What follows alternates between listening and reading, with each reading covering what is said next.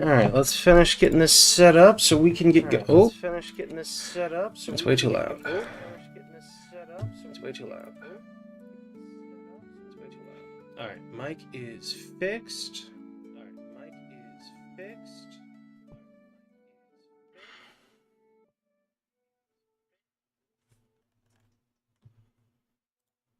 Hmm.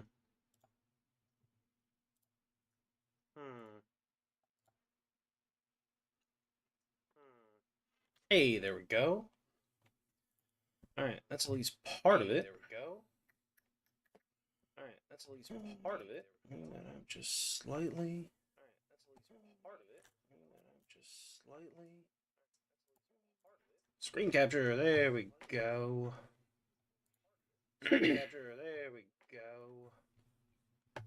Screen capture, there we go.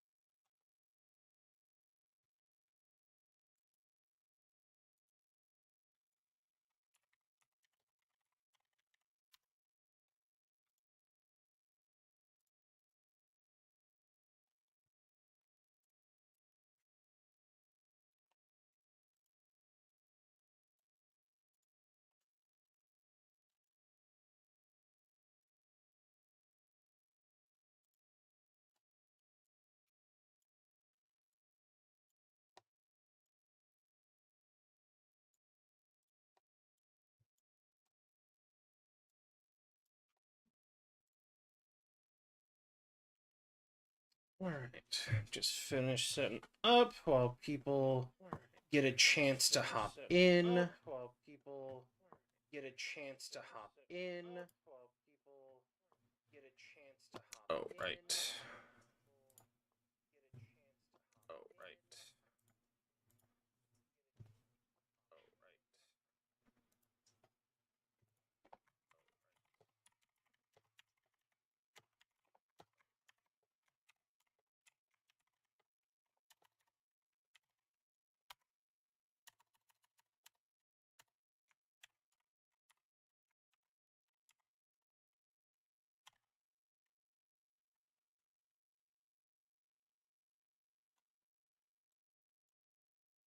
Wait, what? Have I been using the wrong hashtag YouTube? Using the wrong hashtag YouTube. Using the wrong. Is it supposed to be all underscore or all lowercase? Is it supposed to be all underscore or all lowercase? Is it supposed to be all Latest. or all lowercase? Okay, so does it matter? Okay, So I'm doing hashtag YouTube, and I'm seeing a lot of. so I'm doing hashtag YouTube. All right, I'm they're seeing a lot of capitalizing like I was. hashtag YouTube. All right, they're Seeing a lot of capitalizing like I was. they're They're doing it. like I was. Maybe it doesn't matter. I don't know. They're doing it. Maybe it doesn't matter. They're doing it. Maybe it doesn't matter.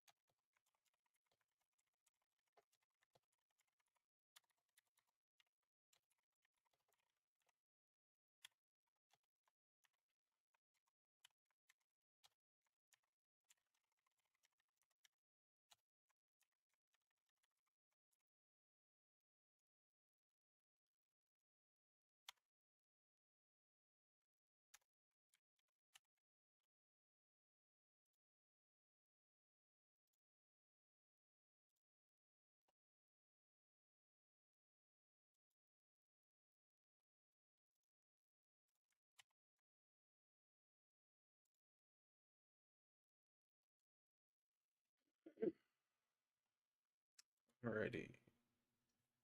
Alright, so we got the posts done. Just gotta wait for a couple people to hop on, and we can get going.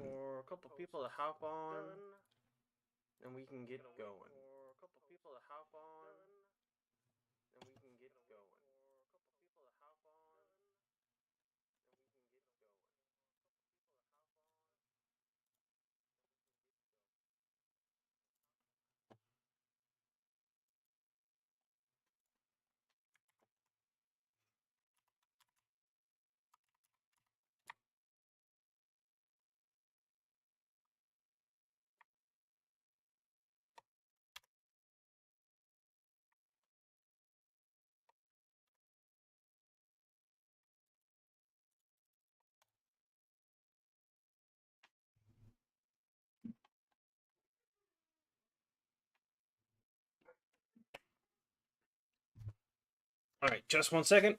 Checking on the dog, and I will be right back. And I think. Alright, just 1 second. Hopefully, once we get a couple people, we can get going. And I think. Alright, just 1 second. Hopefully, once we get a couple people, we can get going.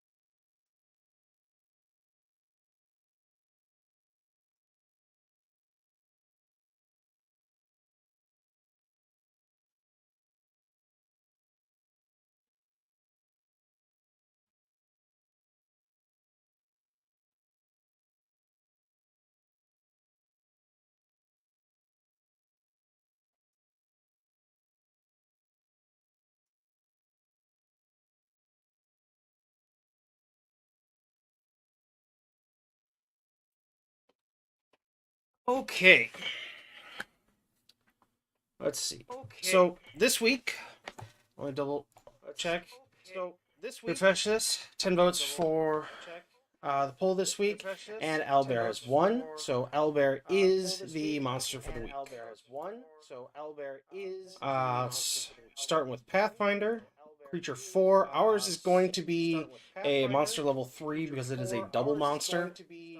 Essentially meaning the monster acts as 2 level 3 creatures.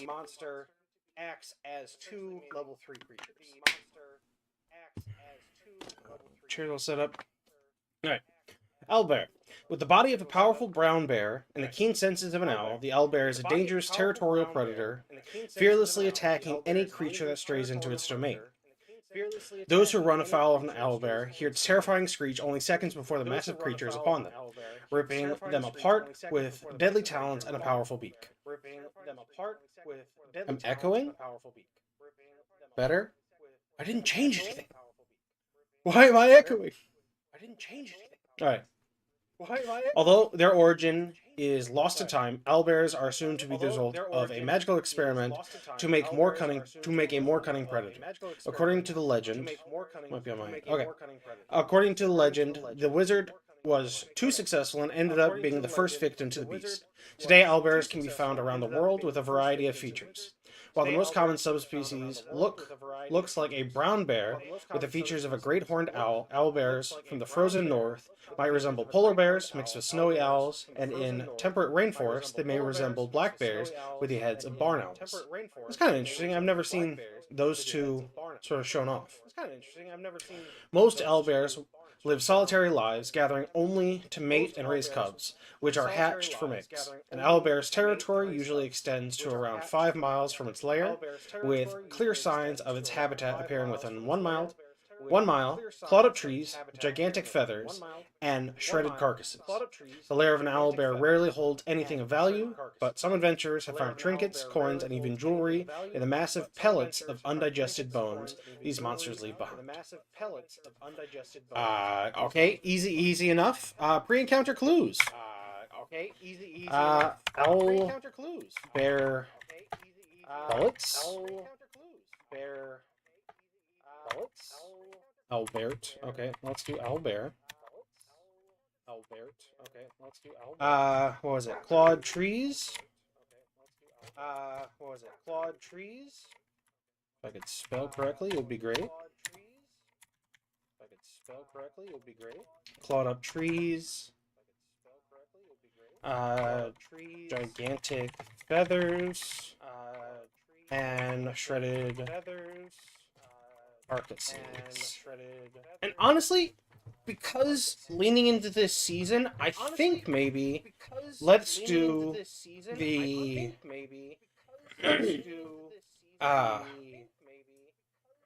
Frozen North sort of one, Arctic Owlbear.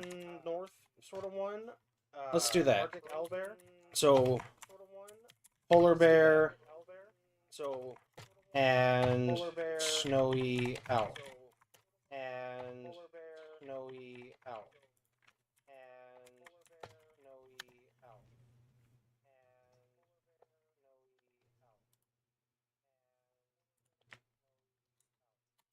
Oop, oop.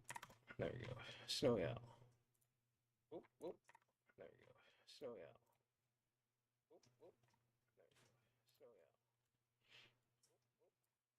So bring up the snowy owl over here, and polar bear here, and polar bear here, and polar bear here,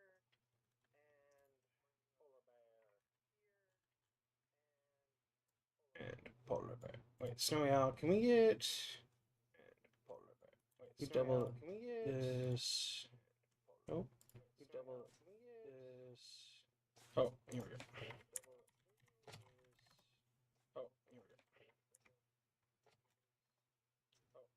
Oh, okay. So I think if we do these two.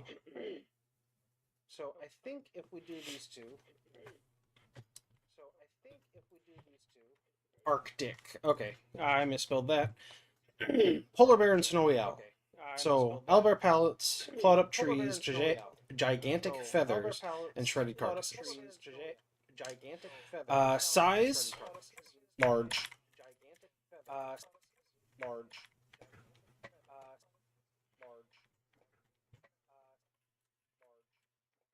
Nope. Okay, it was already on let's see. Owlbear. That's already. Iraseni owlbear? What's that? Okay, so they have. Okay. They have their Iraseni.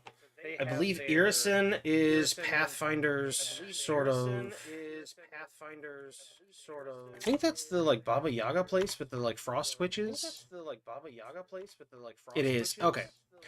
Just for those who are less familiar, Irisen, pronounced Ir-Isen, is a harsh, cold northern nation in northwestern Avestan covered in snow and ice of a winter that has lasted for centuries. The snow never melts, and almost as omnipresent as the snow and ice is the feeling of dread that pervades the nation. As harsh and unforgiving as the land is, it is nothing compared to those who rule it. The land has traditionally been governed by the White Witches of Irisen, descendants of the terrible crone Baba Yaga. All the White Witches are obedient to their queen, who is traditionally a daughter of Baba Yaga, although the current queen, Anastasia, is Baba Yaga's granddaughter, and the first in line to not be a winter witch herself. So very cold, very frost witch oriented. oriented. Irison the Owlbear. So we're going with Arctic Owlbear, changing it up a little bit. Ours is going to be a level 3 creature instead of the level 5. Let's see. So what do they have here? Let's look at these. Blood Curdling Screech, Gnaw, and Screeching Advance. What was there? Anything different on this one? Blood Curdling Screech, Gnaw, Screeching Advance.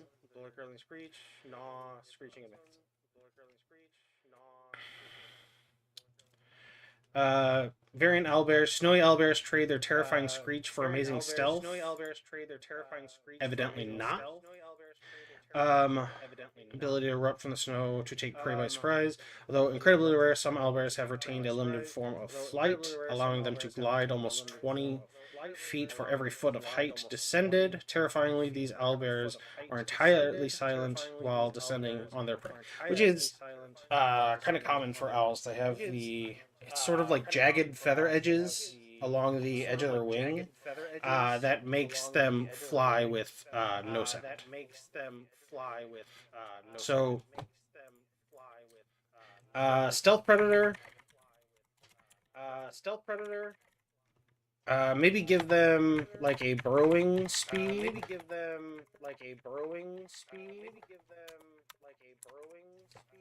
Some other stuff. Obviously, they're gonna need like a cold resist. What other sort of concepts do you feel fit this? So they need some sort of screech.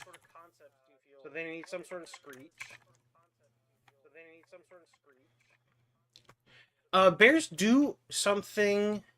I refreshed. I think you're echoing. Okay, let me refresh and let me double check.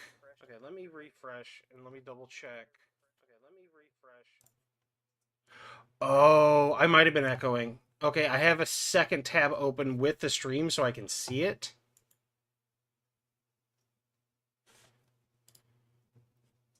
Okay.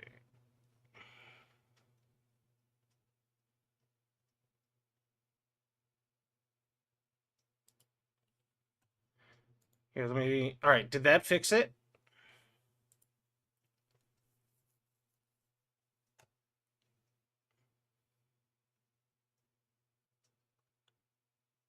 All right, so now I refresh the page and my chat is not working. This is just going swimmingly.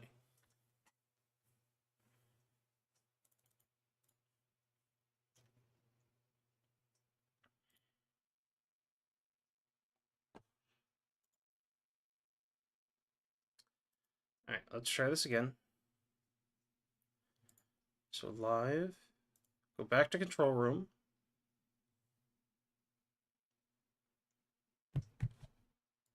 All right, 1 second.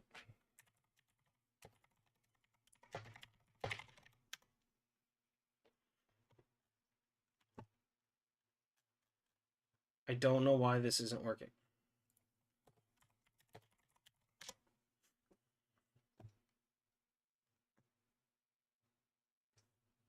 Oh, maybe it's this?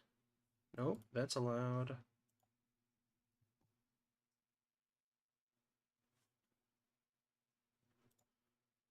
Sorry for the technical difficulties.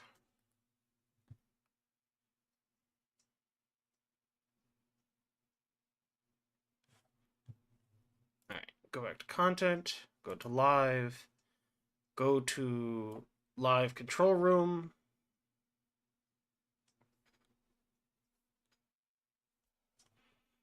I don't know.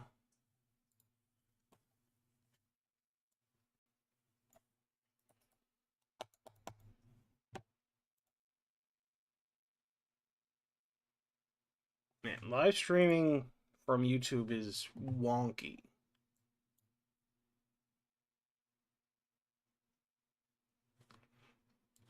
All right, so I straight up cannot see chat.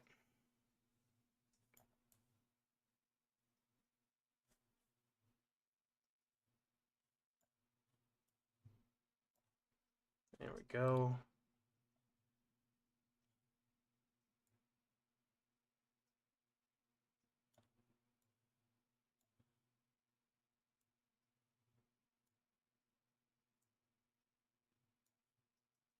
Okay, I'll just have to use that. All right, there we go. Where were we? All right, so uh, silent gliding,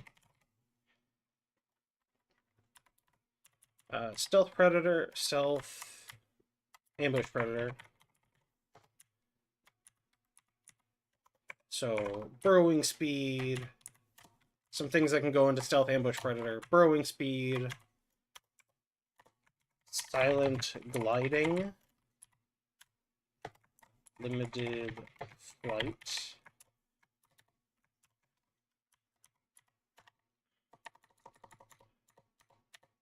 Also, feel free to chime in on different concepts for this creature, because these are just rough concepts that we will then look back on and try and come up with abilities or traits for the creature as we advance it.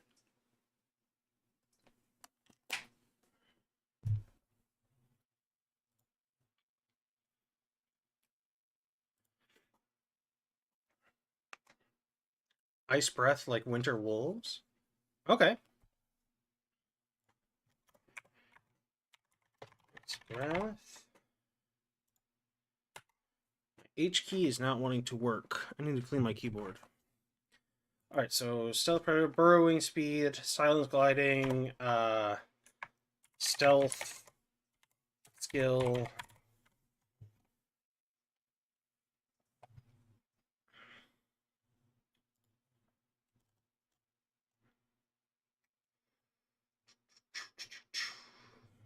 All right, so what was this? So glide, silence. Okay, so let's look at snowy owl. Maybe we can find some. Snowy owls are a diurnal owl species that live in cold, snowy habitats. Other older males may be fully white, while females tend to be larger and have black or brown specks on their wings and back. These owls are some of the largest owls in the world, weighing 3.5 to 6.5 pounds, standing 27 inches tall. Wingspans range from 4.5 to 5.5 feet. Snowy owls have excellent hearing and eyesight, and the feathering on their feet protects them from freezing. Snowy owl mating season is in May. Pairs have varying clutch sizes depending on the availability of food. Females will lay 3 to 5 eggs during times of limited food availability, or as many as 11 eggs when food is plentiful. Oh, dang. Females will incubate the eggs for just over a month while the male provides food. When the chicks hatch, they are heavily barred. Though this coloration fades to white as they get older, the young owls begin to leave the nest with little over 3 weeks after hatching, and they learn to fly well at about 50 days old. Okay. Diet snowy owls' diet consists mostly of lemmings. They also eat Arctic hare. The heck is that? Oh, it's a type of bird. Okay. Ptarmigan? Never heard of that bird before in my life. Meadow voles, rabbits, rats, dead fish, or small birds. Population status. Okay. Polar bear. Taxonomy. I don't think taxonomy is what I'm looking for. I'm looking for characteristics. There we go. Polar bear is the largest living species of bear and land carnivore, though some brown bear subspecies, like the Kodiak bear, can rival it in size. Males generally large. Sexual dimorphism.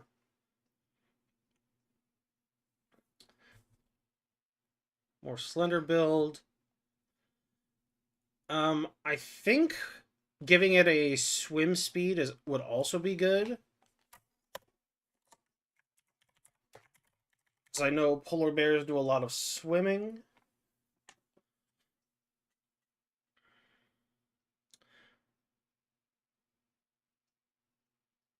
Teeth are adapted for more carnivorous diet. than that of the brown bear, having longer, sharper, and more spaced out canines and smaller, more pointed cheek teeth, premolars, and molars. The species has a large space or diastema between the canines and cheek teeth, which allow it to better bite into prey. Since it normally preys on animals much smaller than it, the polar bear does not have a particularly strong bite. Polar bears have large paws, with the front paws being broader than the back. The feet are hairier than other subspecies, providing warmth. Underfur, dense underfur.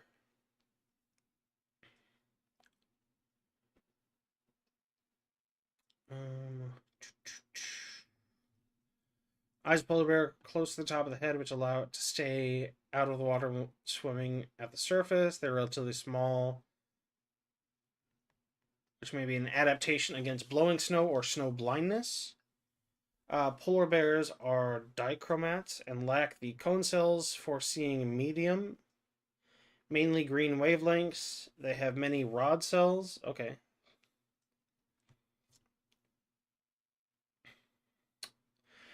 Nasal concha creates a large surface area so more warm air can move through the nasal passages. Okay, so imprecise sense for smell.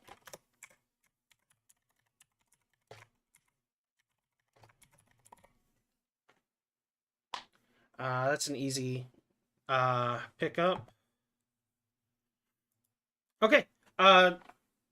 Looking at the two creatures that are sort of mushed together. Any other concepts that we want to add to our list before we dive into looking at numbers and statistics for the creature?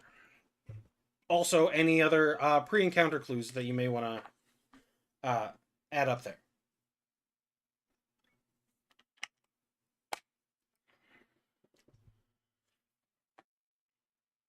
Yeah, I have silent gliding up here, and possibly like limited flight, along with stealth skill, like a natural camouflage.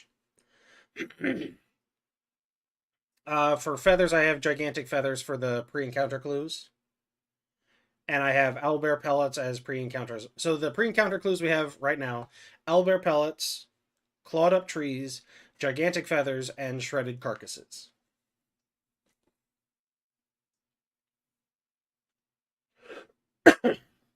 And overall, we are creating like an Arctic, or do you prefer Arctic or polar owlbear? Do you think polar owlbear sounds better, or Arctic? Because it's what, the snowy owl and the polar bear. So I guess it could be a polar owlbear, a snowy owlbear, or an Arctic owlbear.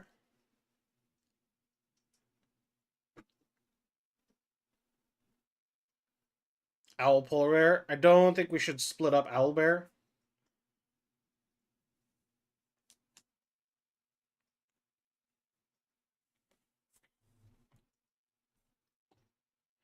Um, Uh, Psycho Gaze, welcome into the stream. Thanks for hopping on. Do you have anything? So far for concepts, we have stealth, ambush, predator, burrowing speed, silent gliding, maybe potentially like limited flight. Sort of how turkeys and chickens can like jump with like a wing assisted slightly, and stealth skill, proficiency, swimming speed, cold resistance, some sort of screech, potentially an ice breath, and an imprecise sense for smell. Snowy owlbear. Okay. Snowy owlbear.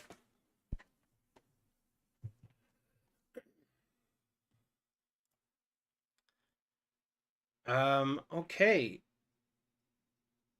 Impromptu snow boulder. So you're thinking more like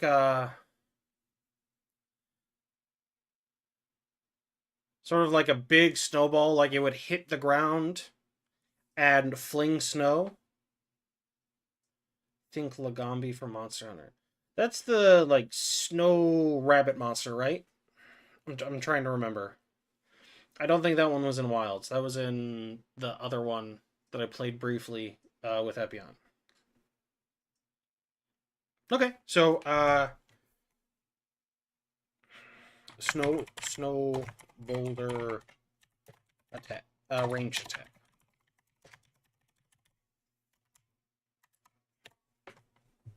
Okay, size large.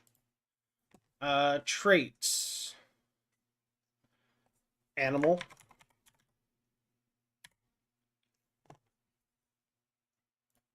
Hit points.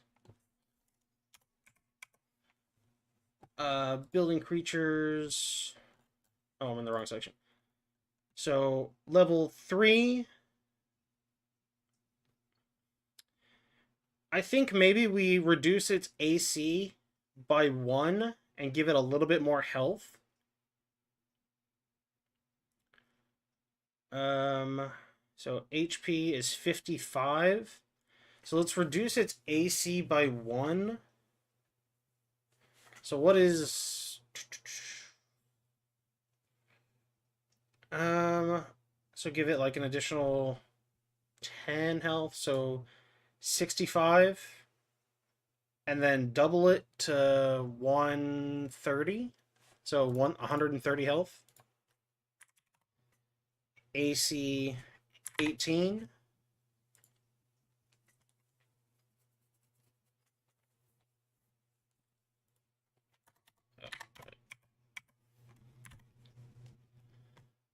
So give it a little bit more health, make it a little bit easier to hit.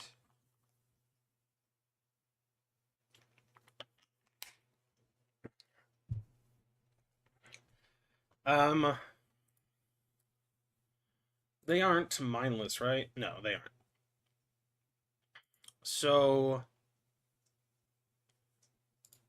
here we go. Level 3 saves and perception. High save is 12, medium is 9, and low is 6. So let's say will plus 6.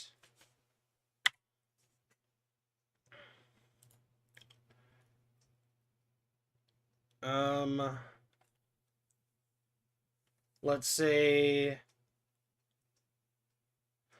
if it's stealthy, maybe a little bit more than medium, so let's say up that by 1 and then reduce fort by 1 to 11. Since we're bumping 1, let's lower another by 1. So fort plus 11. Reflex plus 10. Actually, whoa, 102, that's way too much. Let's bump that by 1. Let's bump this. Let's leave fort at 12. And let's just reduce will by 1. And instead of bringing its high save down, let's bring its low save 1 lower. HP 130, so half of that is 65 for reference. AC is 18.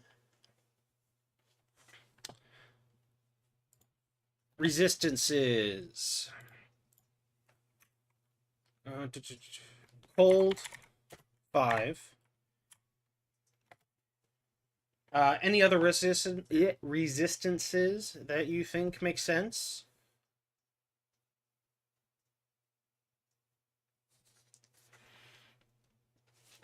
Let me grab a drink real quick. Immunities and resistances. What do you guys think?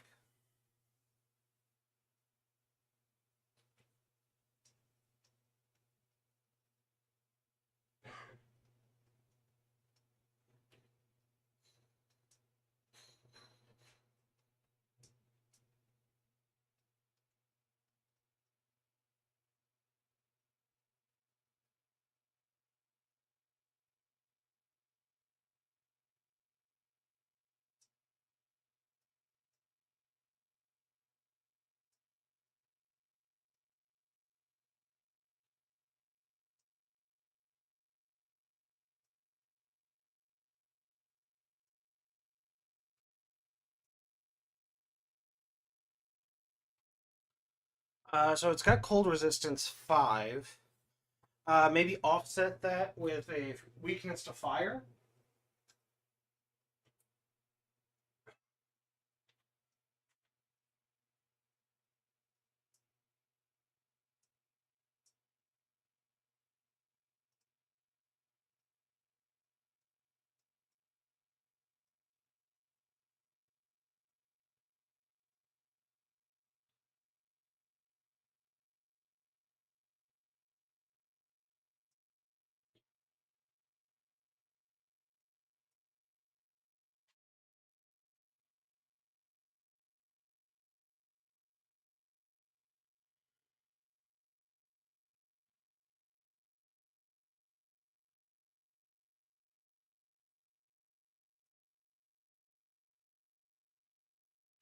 Okay, sorry about that. I am back now.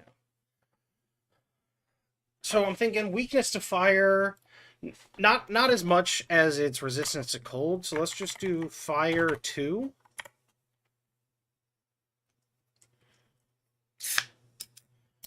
Owlbears have high con, maybe to poisons. I think they. So we're giving it high fortitude. So I think. Oh wait, it's stats.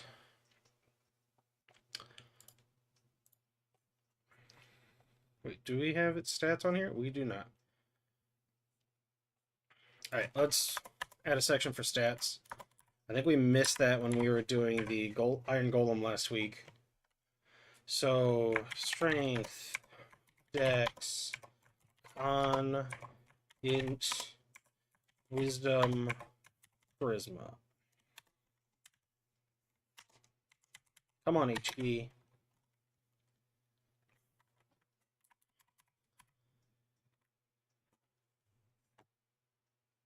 GM screen. Skills, spell DCs.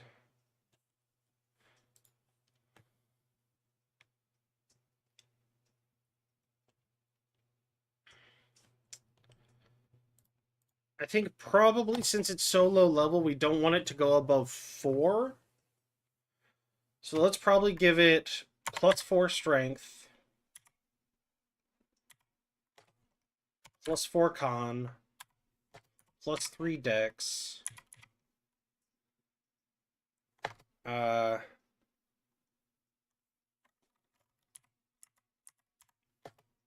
+2 wisdom,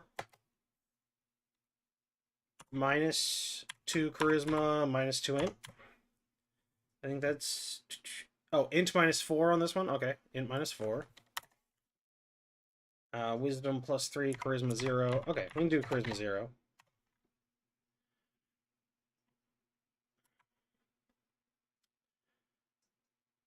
So what did they do? Strength +6, dex +1, con +5. But since we're a little bit lower, yeah, we can do 5. It's... Well, these don't directly translate to damage, so... I don't think these are going to come up a lot, but having them will be fine.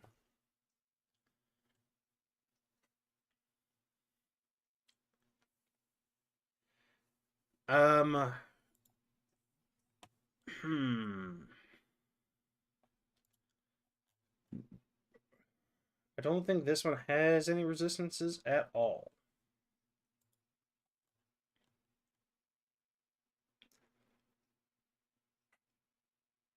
And this one's just a cold. Okay, I think we're probably okay.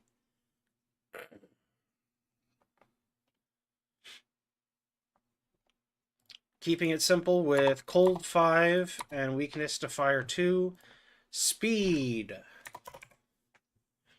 The speed of this 25 feet. It's a large creature. I feel like it should have more speed than that. Maybe not a ton more. So let's just say speed 30. Because it is a large creature. Because a medium creature can cross 25 feet, usually in a single action. Maybe it should be 40. Because it's not quite double, but I feel like it makes sense to have a larger creature that can cover more ground.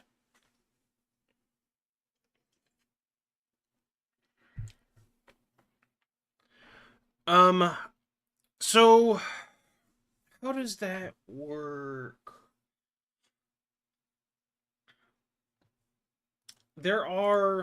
Water is a trait.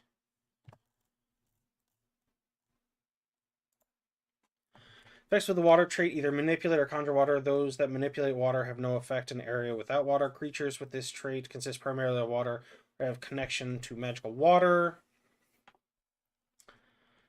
I'm trying to look at spells. Aqueous Blast.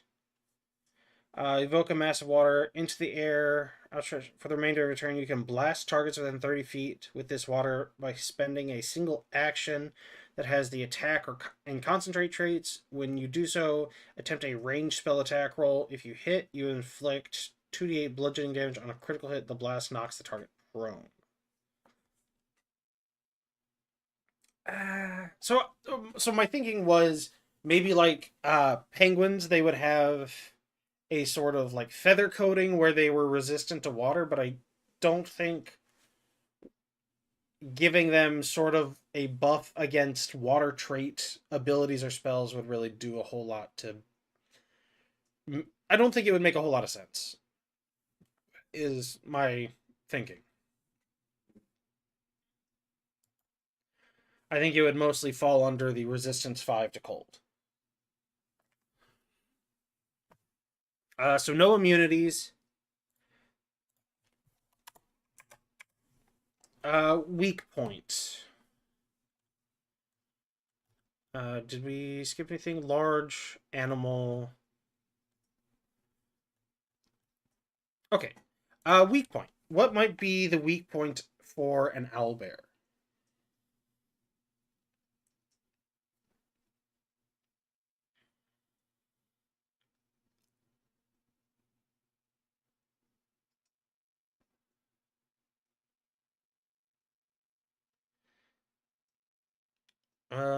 Oh wait.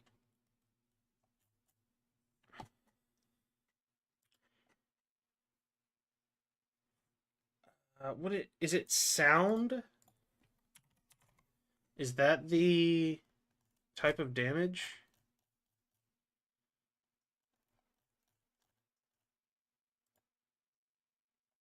One second.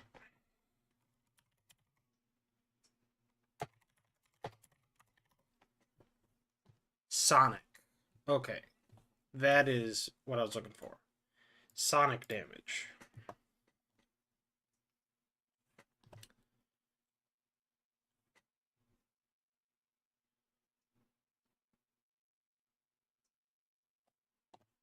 Um, bu- bu- bu-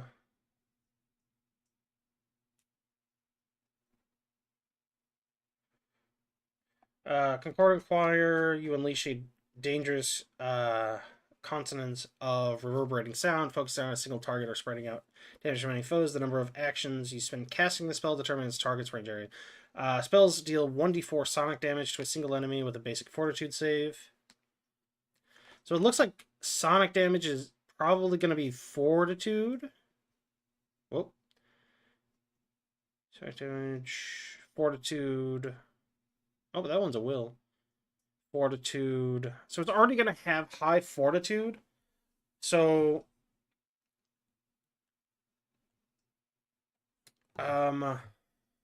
is there imprecise senses for hearing?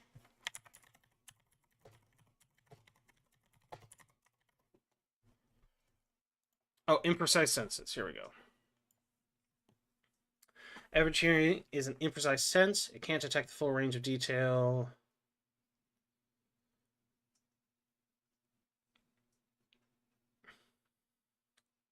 Okay, so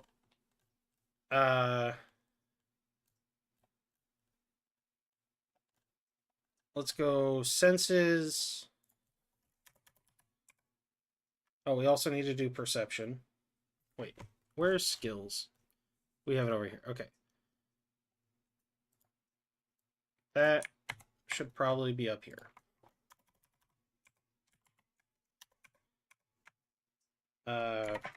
Precise sense sight, imprecise sense smell and hearing. Man, that H key is getting really annoying. I think having both imprecise would work, and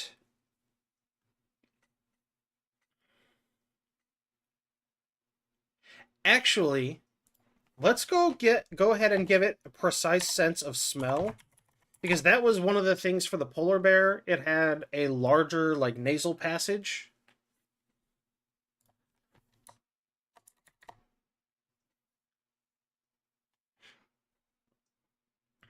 An imprecise sense hearing. That between the smell and hearing, it is more capable of tracking prey while, like, burrowing. We want stealth in here. Oh, that's the wrong one. Skills. Plus 10, so plus 10 to stealth.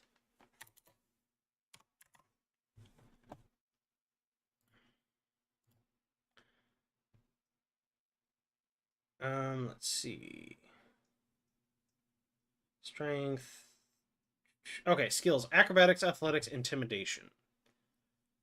So, stealth, athletics. What is acrobatics again? That is... Oh, balance, tumble through, maneuver in flight, and squeeze.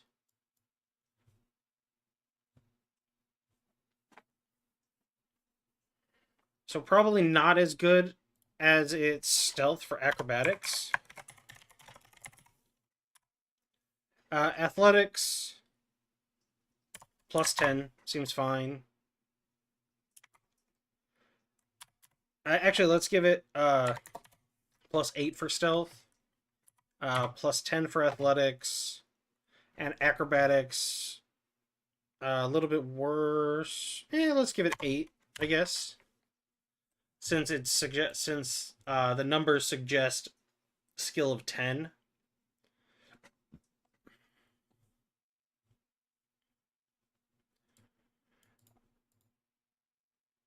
Oh wait, where was the weak point? Weak point. Sonic damage. Actually, let's give it weakness to sonic damage.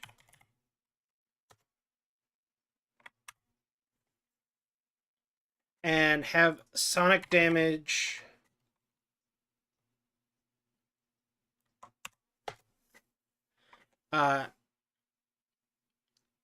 what do you think of sonic damage sort of turning off its imprecise hearing sense?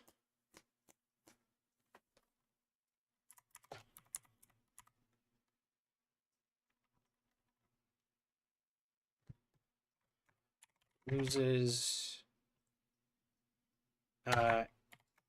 imprecise sense hearing.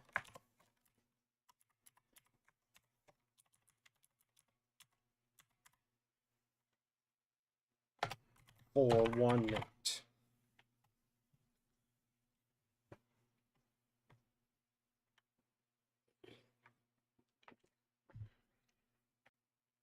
And actually, yeah, let's... How do we turn off... What would make sense to turn off its precise sense for smell?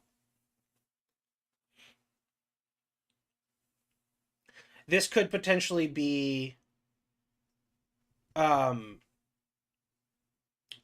part of the something we usually cover later on, where it's sort of a puzzle for making the encounter easier. What could be something that we could use to prevent it from, say, tracking the party with its precise sense of smell. Because with two precise senses, even if it lost one, it would still be able to fight unhindered, where you're not making the... You're essentially not blind fighting.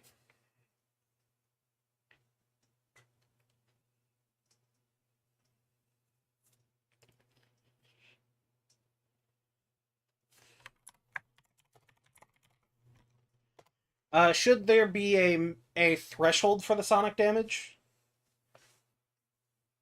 Like, it needs to take... Because it's... So, Fortitude is generally what sonic damage is up against, and it is going to have a strong resistance to that, so maybe we don't have a threshold?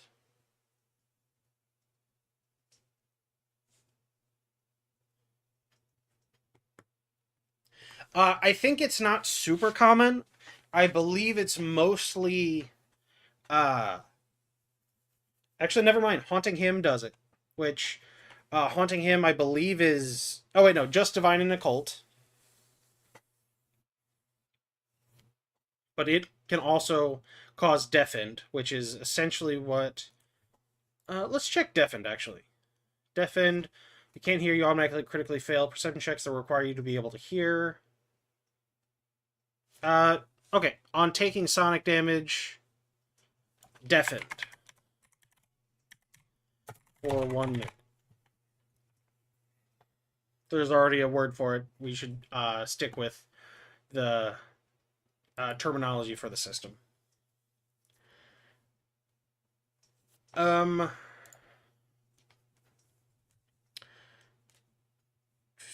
covering yourself with something in the environment, like maybe like foliage.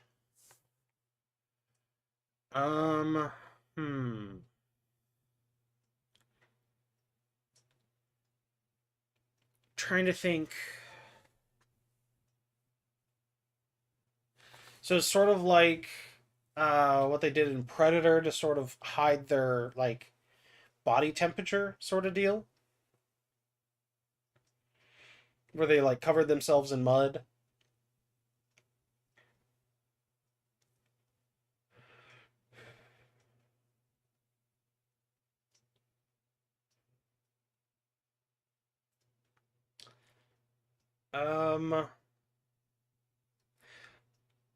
So what kind of...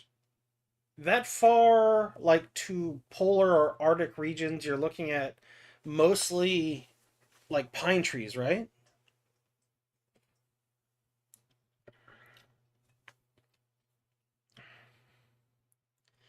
Well, depending on how, I guess, polar the region is, because once you go so far, you lose like shrubs, because you go for what is it, like boreal forest, and then you hit tundra, which is sort of scrublandish, except scrubland is something different. Don't worry about it. So something that would be... So when I'm envisioning this, there's a couple of different like environments I'm thinking. I'm thinking either like a frozen cave, think like the Wampa from Empire Strikes Back, or like a frozen plain. But this is more like glacial, is what I'm thinking. So, are we thinking more like a pine forest for the encounter? Just so we're all on the same page for environment of this fight.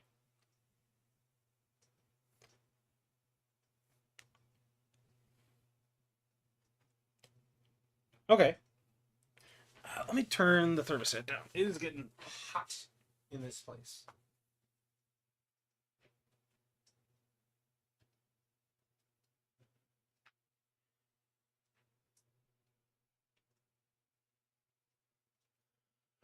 Okay. Sorry about that.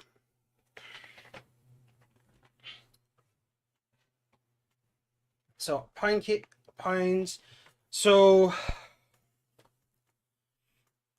down to the puzzle. Covering a creature's scent with pine and pine tar. Or not pine tar, pine sap. Does pine sap have a smell to it?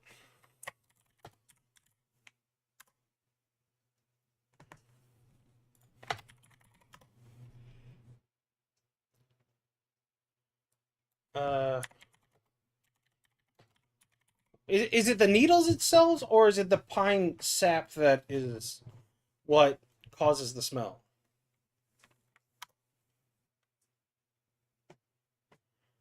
The smell of pine trees comes from natural chemical compounds called terpenes, primarily alpha pinene, which gives the sharp, refreshing, woody scent, plus limonene, citrusy, and other molecules in resin, needles, and bark. So resin, needles, and bark. Okay.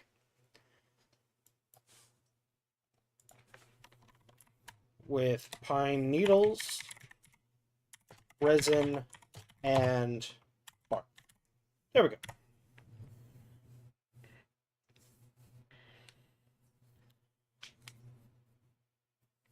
Covering creature scent with pine needles, resin, and bark prevents, or let's say, prevents precise sense smell.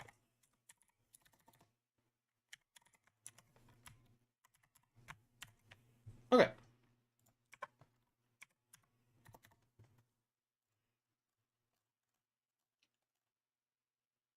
Ooh. Uh.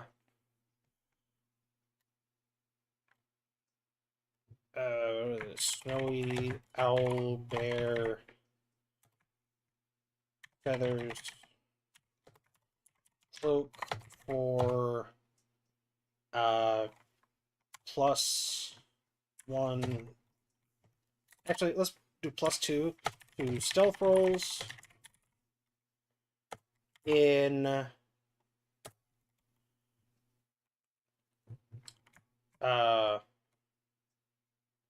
snowy,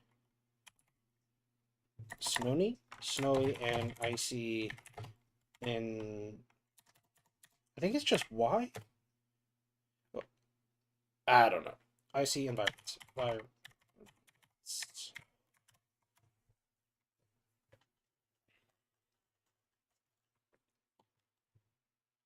Okay.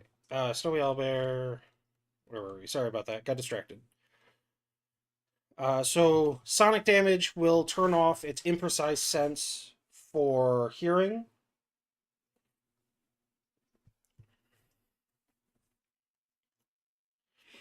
Uh, any other weak points? Do we want to try like eyes?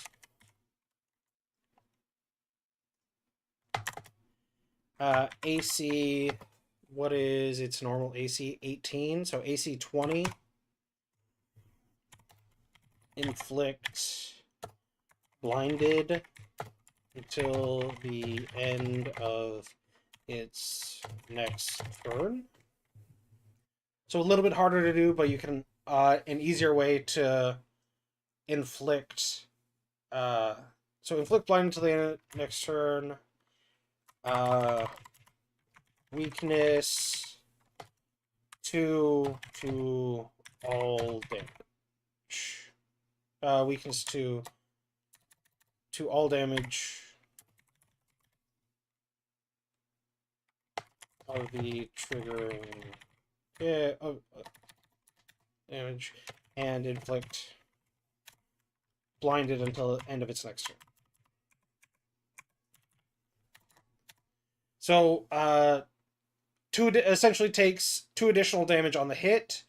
Should it be more than 2 with the AC going up?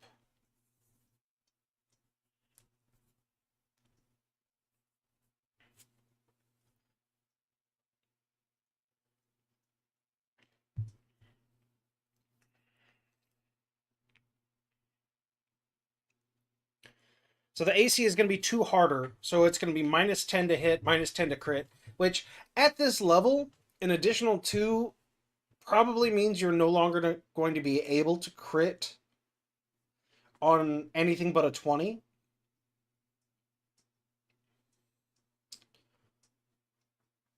So I think AC 20 is going to be harder to hit. What do you think? Weakness 5? It is harder. Yeah, let's do weakness 5.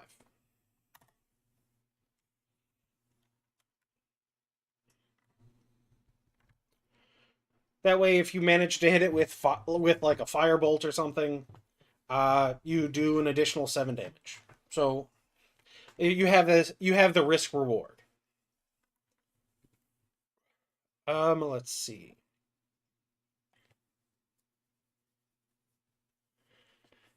Afflicts blinded until the end of its next turn. Okay. I think that's probably good for now on weak points. We may want to come back to it in a second, but we got skills, special abilities. So we're gonna need a beak attack, claw attack, and we wanted that's from the one last week. So a claw attack, and we wanted. All right, we got that. Oh, screech.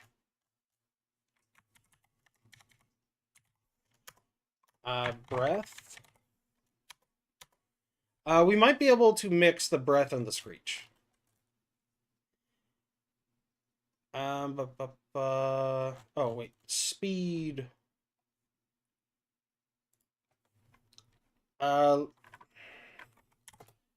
Swim and burrow.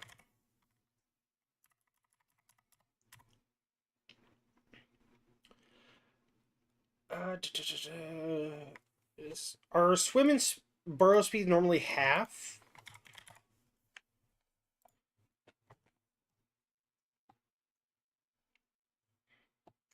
Attempt an athletics check to move a maximum distance of 10 feet through the water. The GM determines if your land speed is 40 or higher.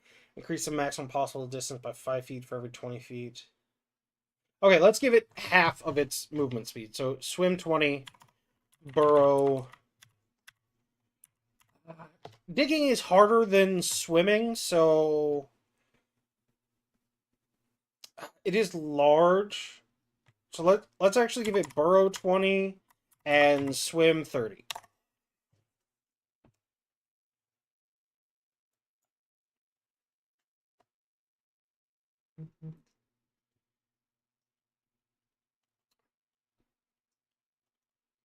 Uh, bu- bu- bu-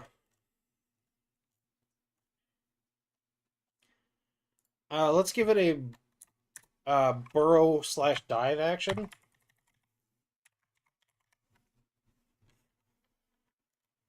So screech breath, snow boulder range attack.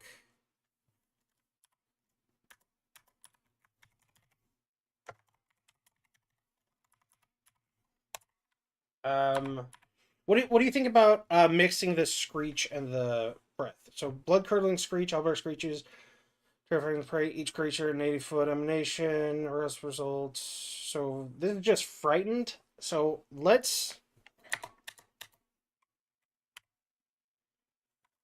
so we want cold damage out of this.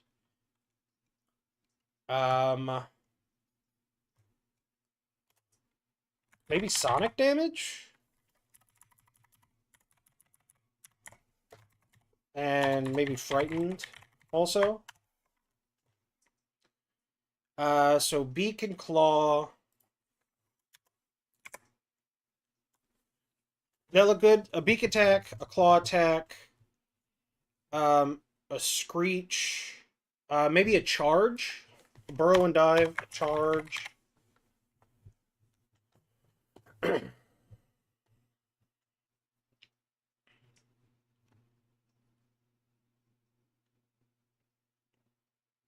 Anything else stand out? Let's look back up here. Burrowing speed, silent gliding. Oh, gliding.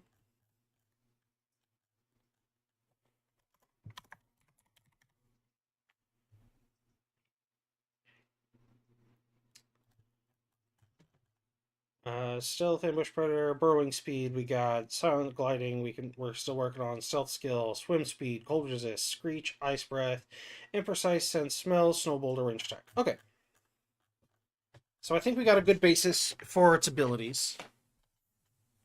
Beak, claw, screech slash breath, snow boulder, burrow dive, charge, and glide.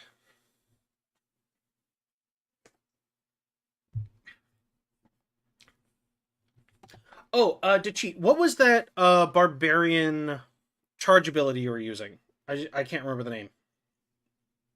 You used it. Was it last week or the week before in our Pathfinder game? Where you were able to like charge through objects, but you could also do barreling or bashing charge.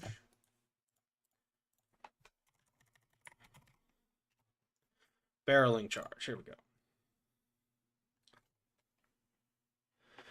You rush forward, moving enemies aside to reach your foe. You stride, attempting to move through your enemy's space. Roll an athletics check and compare the result to the fortitude DC of each creature whose space you attempt to move through.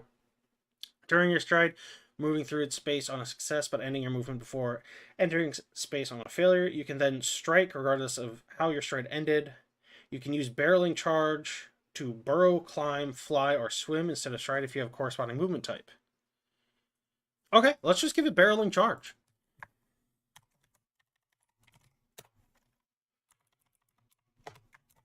Two actions.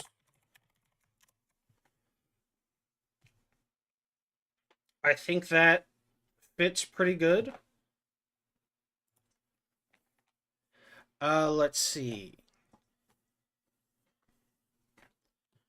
Let's do its beak and claw. So it's talon and beak. Okay, well, I'd rather call them claws because they're bare. They're not. I don't know. Do you guys prefer talon or beak? They call them talon. Maybe we should stick with their name conventions. What do you think? Talon or claw? Up to you guys. Because beak is replacing bite or fang, or I think it's bite is usually what they call it.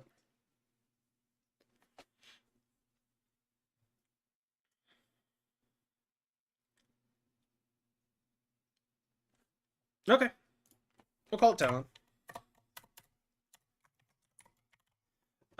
Wait, let's. What is it? Winter Wolf? Witch Warg? I assume that's probably what it is. Yeah. Oh, hey, there's that. Winter Warg, I believe. Yeah, the old version was Winter Wolf, but this is one of those things where they're trying to get away from D&D. Honestly, I kind of prefer Winter Warg. That sounds cooler. Or Witch Warg. Witch Wargs are related to Wargs, but are larger, smarter, more dangerous. They're capable of exhaling fumes of freezing breath. When they deign to serve others, they usually reserve this privilege for dangerous creatures such as the Winter Witches of Irison. Okay. Um, Winter Breath. Witch Warg breathes a cloud of frost in a 15-foot cone that deals 5d8 cold damage. Which Warg can't use Winter Breath again for 1d4 rounds. Okay, so that's well, okay. That's how recharges are supposed to work in Pathfinder. I had been doing them wrong. So we need to keep that in mind if we want recharge abilities.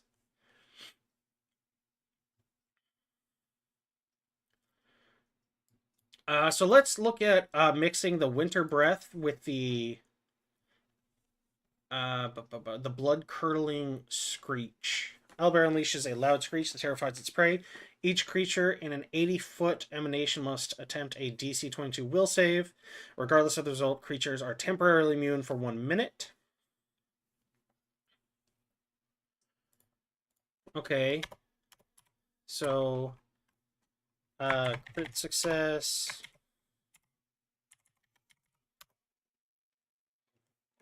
Fail. Crit.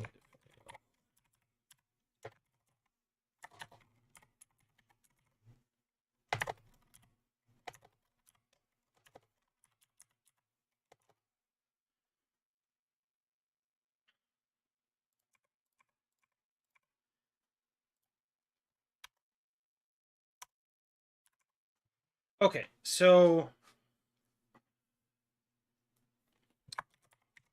auditory, emotion, fear, mental, and then what are the tags on this? Cold, primal. Okay. Cold, primal.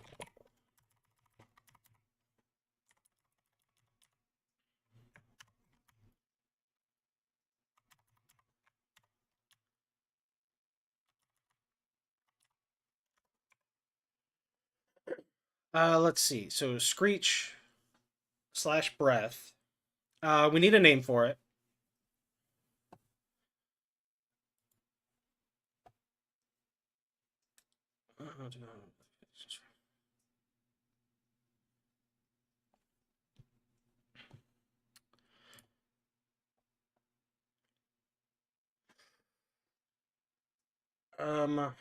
Chilling screech, maybe.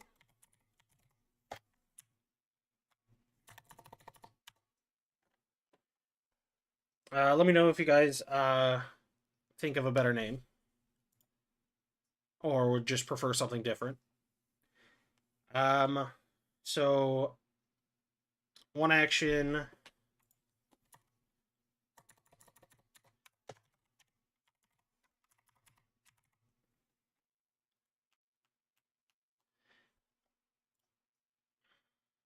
So let's see.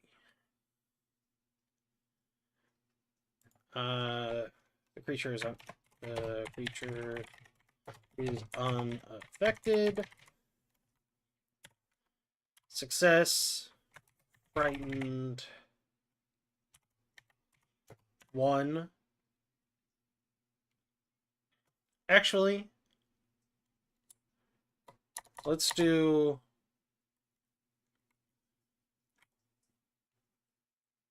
Well, okay, let's figure out fail first, I guess. So, frightened 1. We want some damage on this. So, what is their range? 80-foot emanation? Okay, 80-foot emanation seems fine.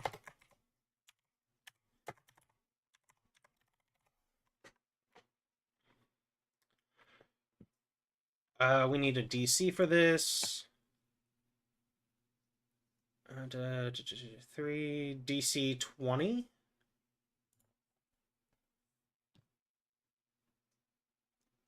That's for like normal attacks and stuff. So I'm thinking because this is what? This is a 5, and there is 22, which is no, dead on. Okay, never mind. So DC 20 will save.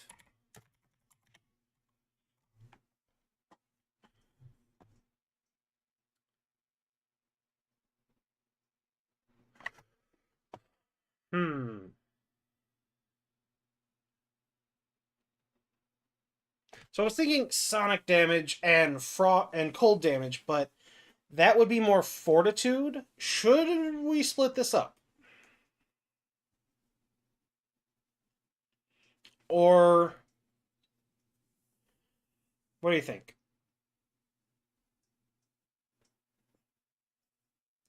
Because for it to be uh cold damage and or sonic damage, which I was thinking probably both, it makes more sense for it to be a fortitude save.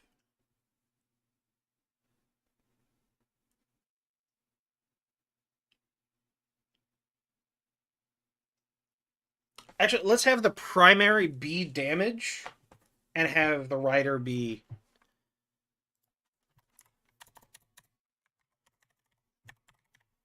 and have frightened maybe be part of the critical fail condition.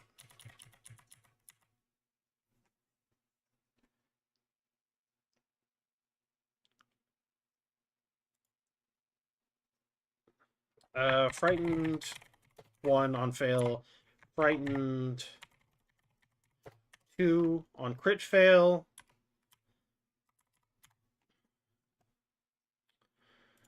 Does it say strike. This is an AoE, so probably don't want it to be too much stronger than a normal strike. So let's do 1d, so what is it? 1d10 plus 6. What is that? 5.5 plus 6 is 11.5. So I guess we could do d6 plus d6 is 7.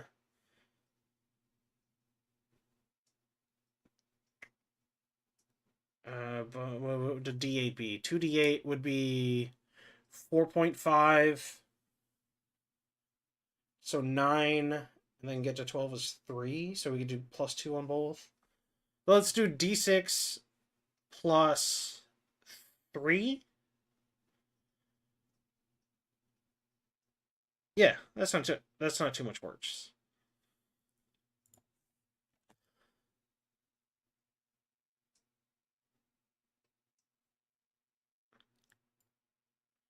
Uh, 1d6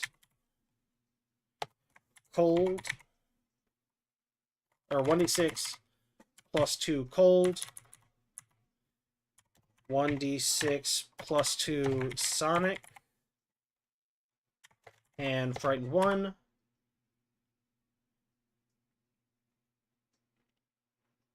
Half 1d6 plus 2 cold, and half has failure but no frightened. Jeez, that's way off.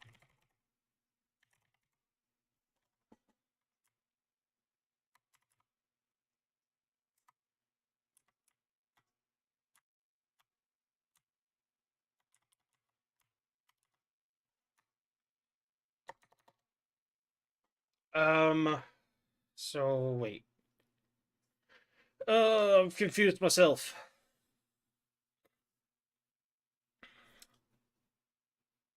So we want a d6 plus 2, d6 plus 2. Half damage. And no. And then as fail here, but frightened 2.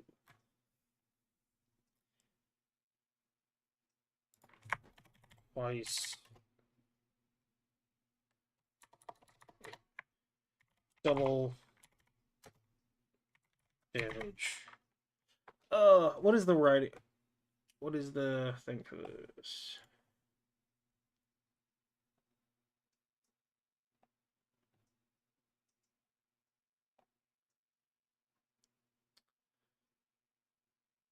Critical success, you take no damage from the effect.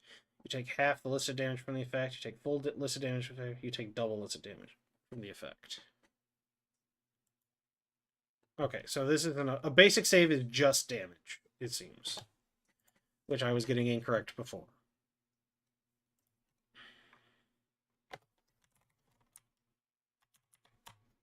Double damage and frightened 2.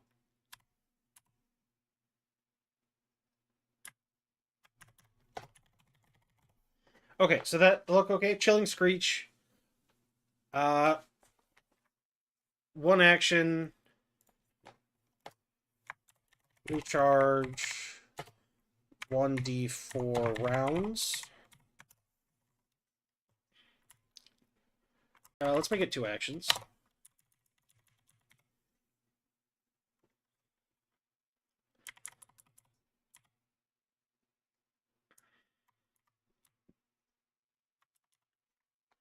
That look okay? So critical success, unaffected. Success, half damage, no frightened condition. Failure, 1d6 plus 2 cold, 1d6 plus 2 sonic, and frightened 1. Critical fail, double damage, and frightened 2.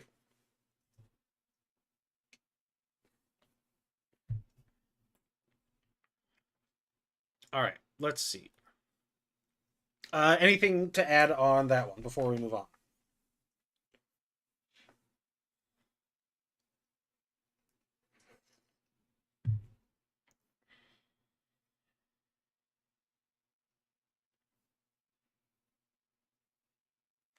Holy crap, my glasses are dirty.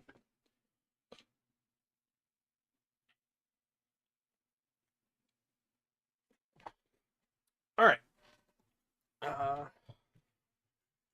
So beak.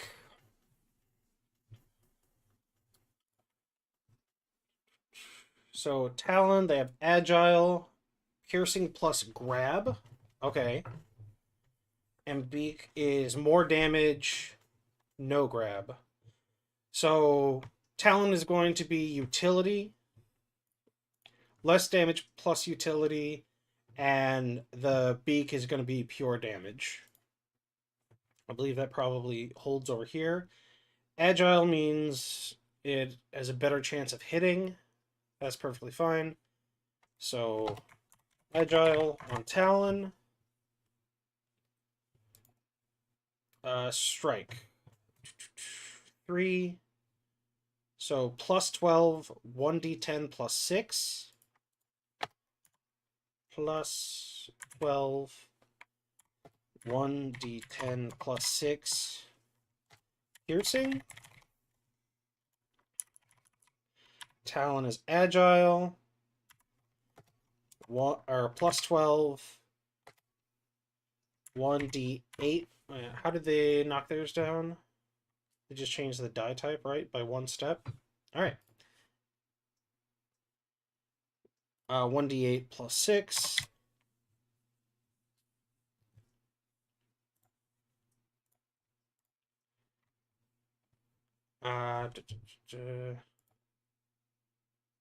Plus grab. Wait, they have piercing on talon? That doesn't make any sense. Shouldn't it be slashing? It's slashing. Well, I guess if you're grabbing, maybe piercing makes sense.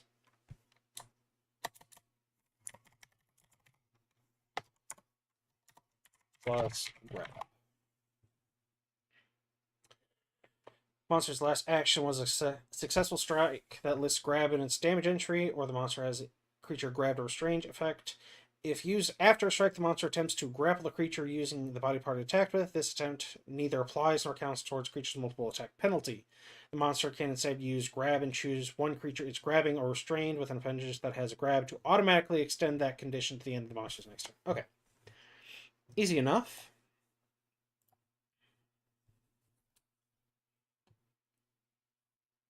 What is this? Gnaw. The owlbear has a creature grabbed with its talons. Effect: the owlbear attempts to disembowel the creature with a beak strike. If the strike hits, the target must succeed a DC 24 will save. Critical success, the target is unaffected. Success, the target is sickened 1. Failure, the target is sickened 1 and slowed 1 as it remains sickened. Ouch. That's not even a crit failure. That's just failure. That's gnarly. Also, why is it a will save and not a fort save? That doesn't make any sense to me.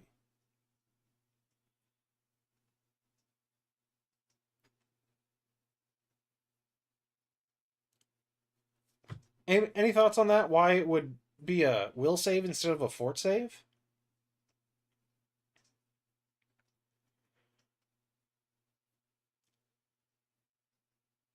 Don't get me wrong, I like the disembowel.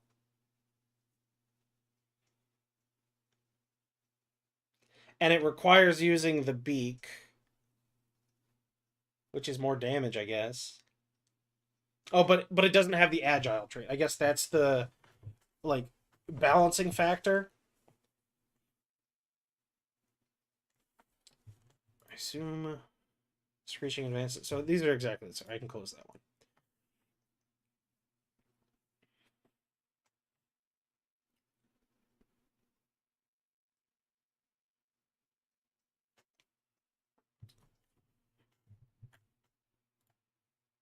Yeah, for some reason my chat still isn't working. Hold on.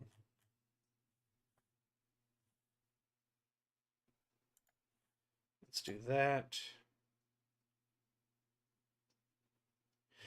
All right, one second. Let me try and refresh this, see if I can see chat again. For some reason, it's not working. Bear with me for just one moment. Oh, that's wrong.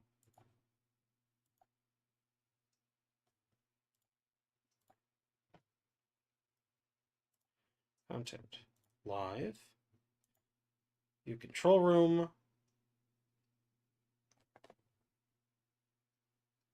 I don't know why chat doesn't work. Is there something I'm missing? I don't know.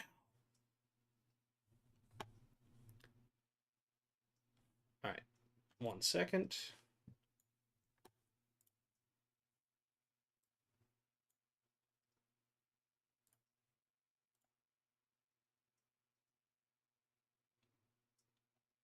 Sorry about the delay. All right. Okay, I have to open a second tab just to see chat for some reason. I have to open the actual thing. I can't see it from the place where I'm supposed to be able to see chat from. Okay. So I like the disembowel thing, using the grab. Although I feel like gnaw isn't very evocative. Let's just go straight up call it disembowel.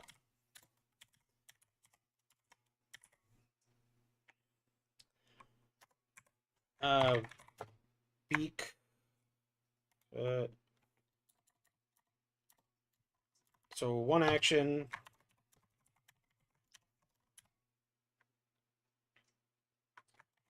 Owlbear attempts a beak strike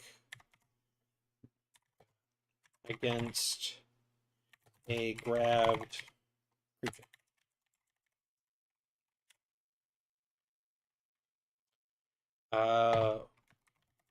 Fort save. DC 20. Actually, should we make it gnarlier and make the save easier?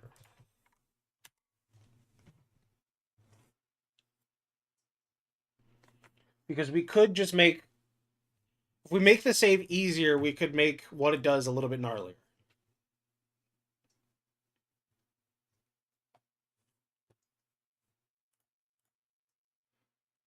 So what is it? DC 20 is what it's supposed to normally be.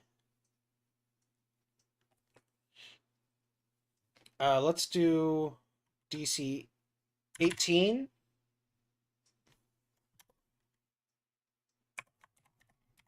Success. Success. Fail. Crit. Fail.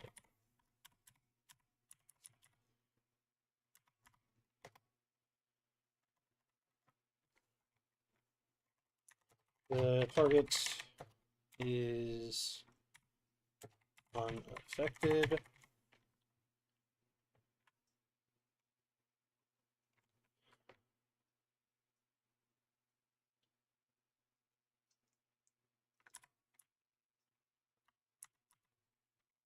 If the... Whoa. I don't know what that was about.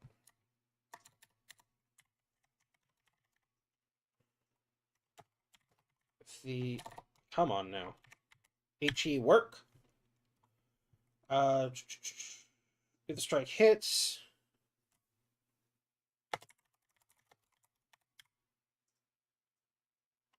The target must attempt a DC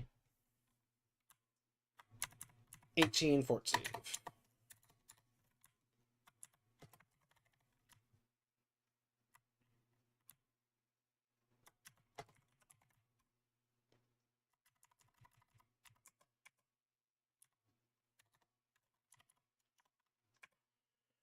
Success target or crit success target is unaffected.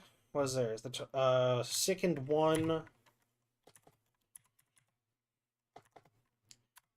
So what isn't abundantly clear is their gnaw. Owlbear has a creature grabbed with his talons. Effect: the owlbear attempts to disembowel the creature with a beak strike. If the strike hits, the target must attempt a DC 24 will save. I'm assuming the beak still does normal damage. This is just a rider on top of a grabbed creature already.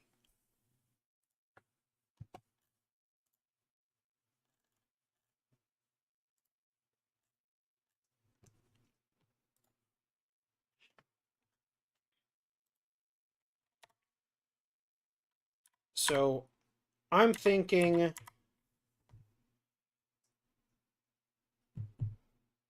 success. They're saying sickened 1. What does sickened do exactly? You feel sick. You feel ill. Sickened always includes a value. You take a status penalty equal to its value from all your checks and DCs. You can't willingly ingest anything, including elixirs and potions, while sickened. You can spend a single action retching in an attempt to recover. Okay, that doesn't make sense to me. So you try the owlbear. We're not talking about ours for a second. For Pathfinder, the owlbear tries to disembowel you, and then you can go haw, and you can feel better. That seems a little off.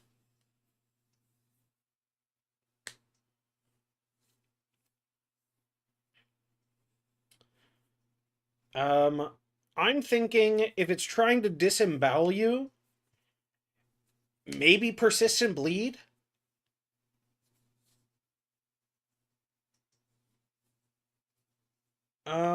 So let's say because persistent bleed you can recover from, and because you don't want persistent bleed on normal attacks.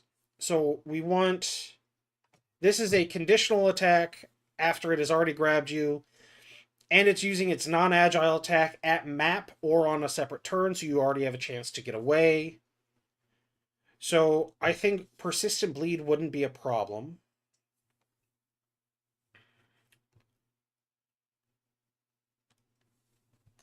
So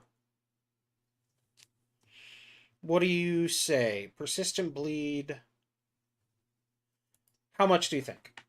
So let's look at fail first. So we establish our baseline.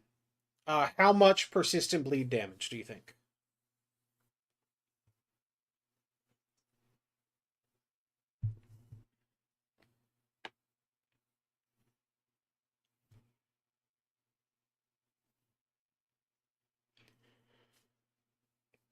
You are pretty early, so yeah, D6 seems fair. 1d6 persistent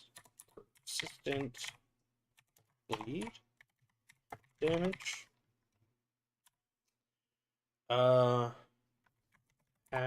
1d6 persistent bleed.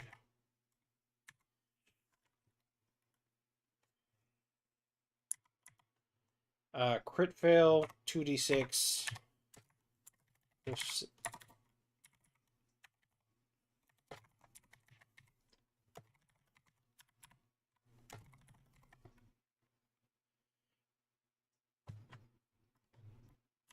Um. Hmm.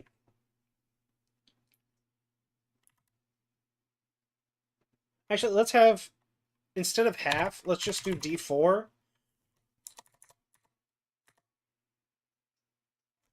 Let's see. I want to try and keep it with the system. So let's PFG creatures persistent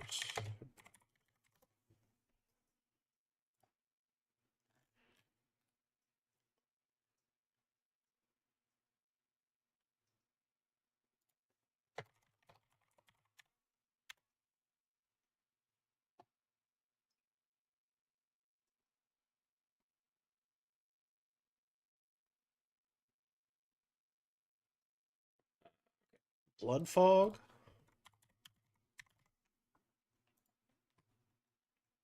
Mostly I'm just looking for an example so I can ow. Okay, that's nope.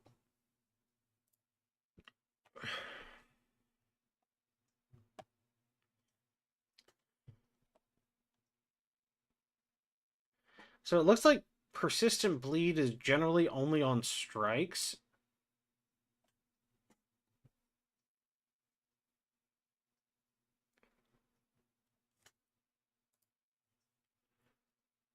So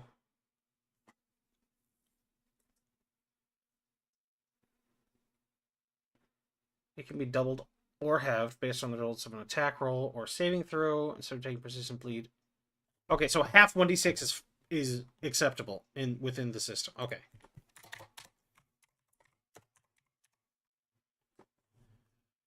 Okay. I just wanted to make sure it stayed within the norm for Pathfinder 2nd Edition.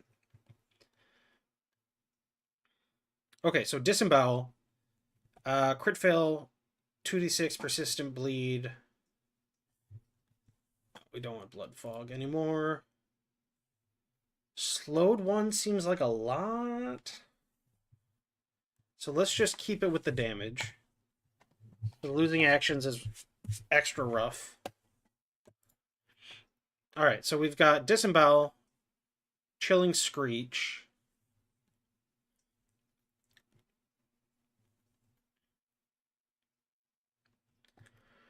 Let's see.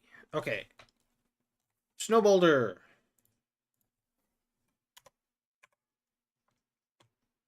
The Owlbear swipes at the ground and launches a boulder of snow at the target. Do you think this should be a strike or a reflex save? I'm feeling reflex save. For more of the imagery of somebody like ducking out of the way.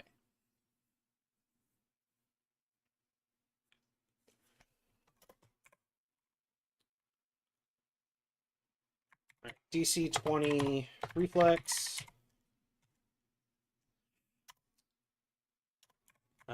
Crit, success, success, fail, crit,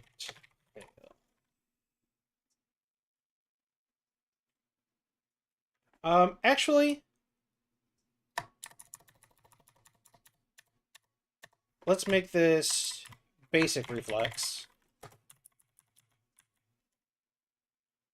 And how much damage do you think? So basic reflex, failure is going to be a set amount. Success is going to be half. Crit failure is going to be double. And critical success is going to be none.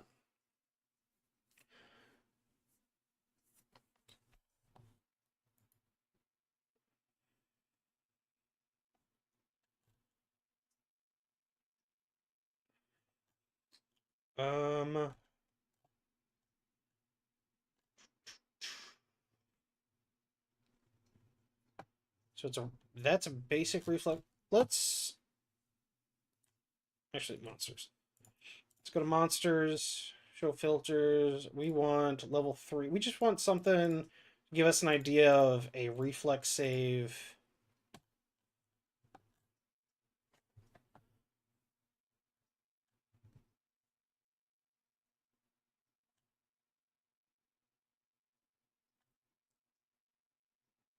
$2d8 maybe. Well, that's what I'm wondering because I'm not 100. Blood Wolf. That sounds awesome. I don't think I've ever heard of those. Okay, we want a reflex save ability.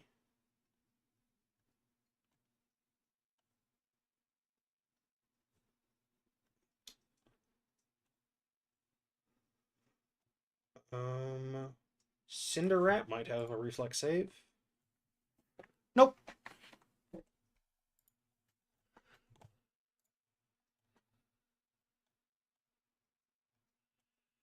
Dryad.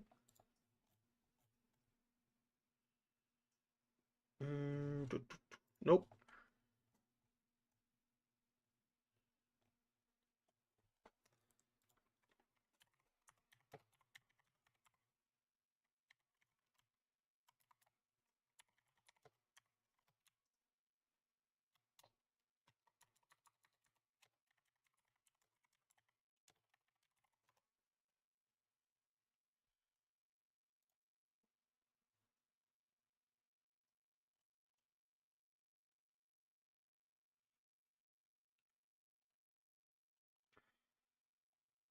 Oh, creature abilities. We probably should have looked at this sometime sooner.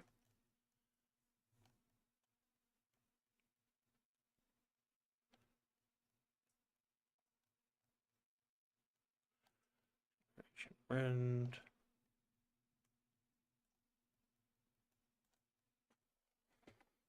honestly, because it's level 3, maybe we should be looking at a spell. Yeah, let's just look at spells.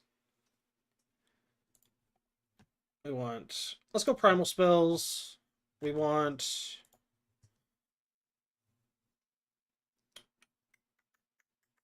Uh, 2 action. We want...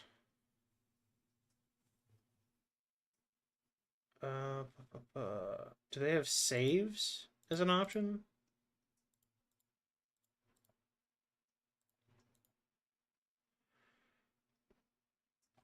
Hey, here we go. Reflex. And level we want 2. Because it's level 3, right? And you get level 2 spells at level 3? Yeah, that makes sense. Alright. Acid Grip. Reflex save. Failure. Oh, that's movement.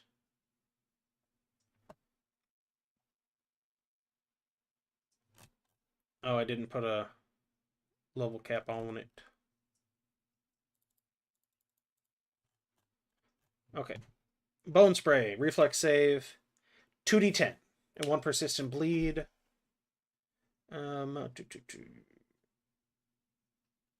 66 fire damage, creatures within 20 feet.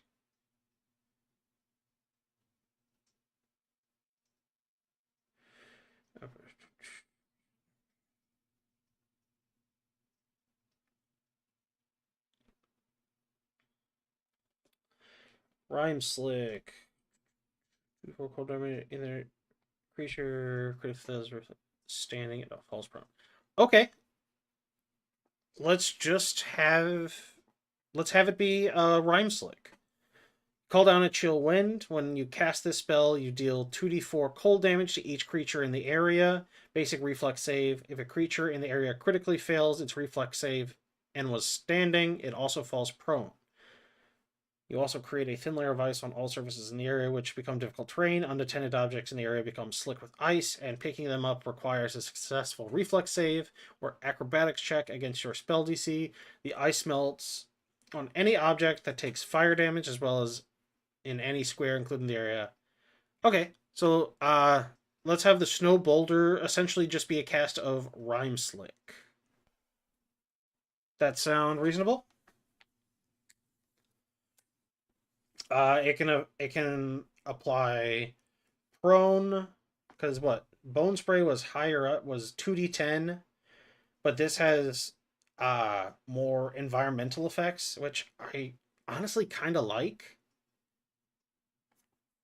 What do you guys think of Snow Boulder essentially just being Rhyme Slick?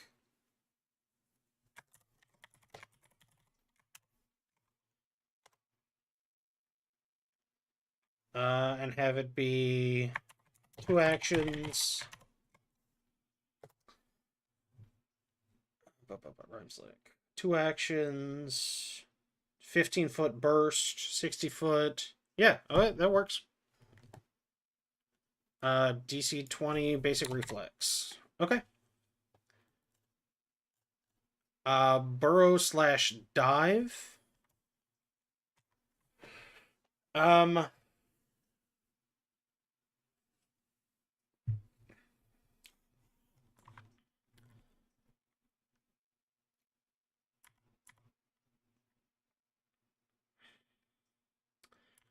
I think since barreling charge also does burrow slash dive, I think we can just leave barreling charge. Oh, did I click something? Yes, I did. Barreling charge. You rush forward, moving enemies aside to reach your foe. You stride, attempting to move through, and then you can use burrowing charge to burrow, climb, fly, or swim instead of stride if you have the corresponding movement type. I think barreling charge sort of gives me what I wanted from the burrowing or swimming. So I think we can just leave barreling charge as is. How are we doing on time? Oh, we're doing okay. And glide. Move 2 feet for every 1 foot of height.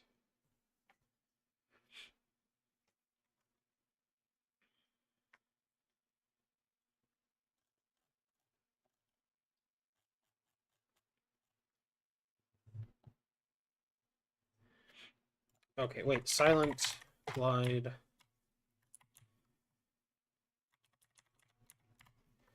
A creature relying on hearing automatically fails its perception check.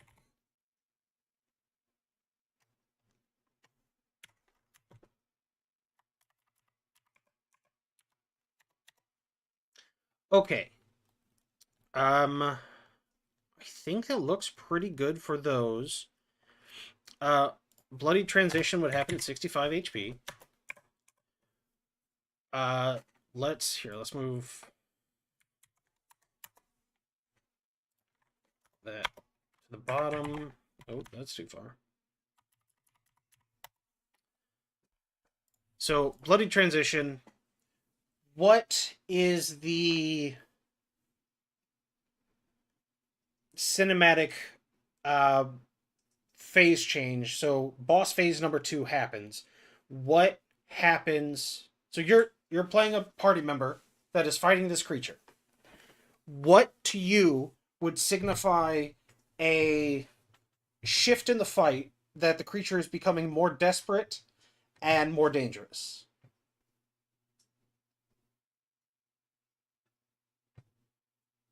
Big screech as it rips out any blood feathers.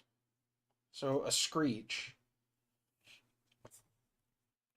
So it can use screech again, even if it doesn't have it recharged, maybe. Or do we want this to be a unique screech? Bloody feathers. I got you.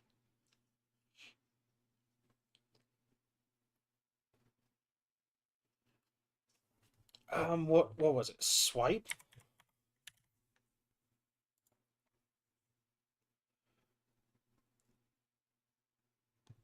I think once it's bloodied, it gets access to swipe because it's no longer going to have the additional turn.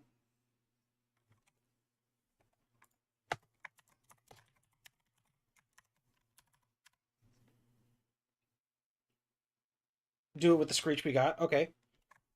Reaction automatically recharges.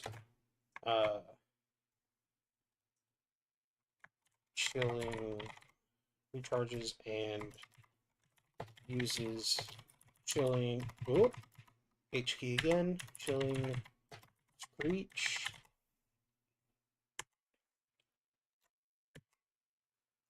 Automatically recharges and uses chilling screech. So recharges 1d4 rounds. 80-foot emanation, DC 20 fort save. Creatures unaffected, half damage, no frightened condition.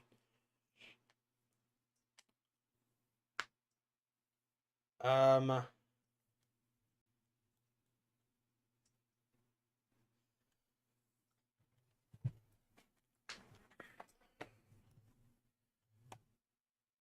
Oh, let's add sure-footed.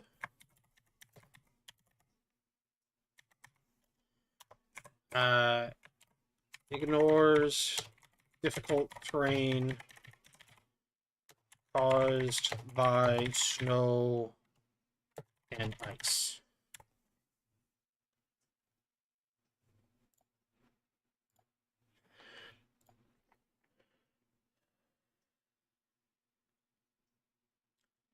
Okay, so it should use its charge. Uses chilling screech.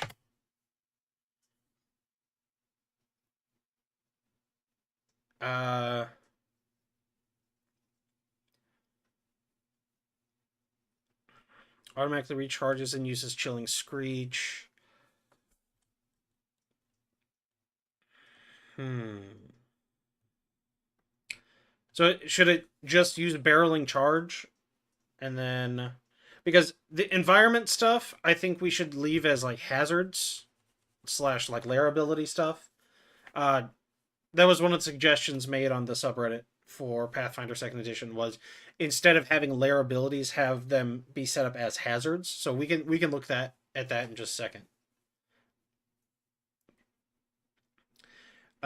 So should it just recharge its chilling screech and maybe use barreling charge?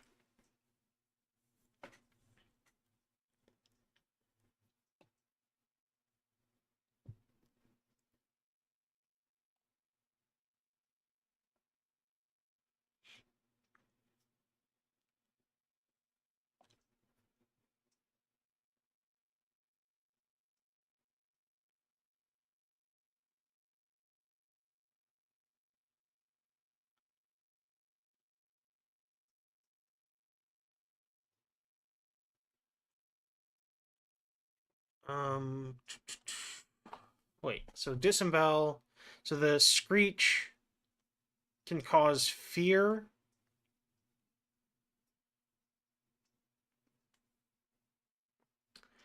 Let's say.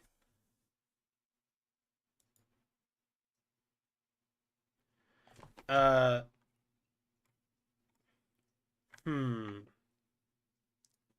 Okay, so it uses barreling charge, uses chilling screech, and then bear.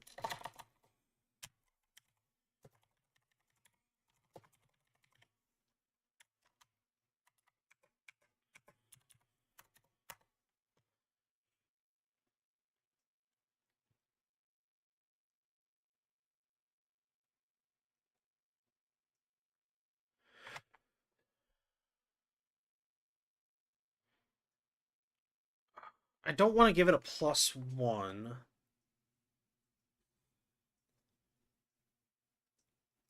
Um. So okay. What I'm doing a lot of thinking in my head and not talking. So my thinking was maybe do something with uh some interaction between chilling screech and disembowel because of the persistent bleed. Maybe yeah. Let's do +1 status damage while it's bloodied. +1 status damage against targets suffering from persistent bleed damage. No, from persistent bleed. That way, we're not giving it a higher chance to crit, but we are making it a little bit more dangerous.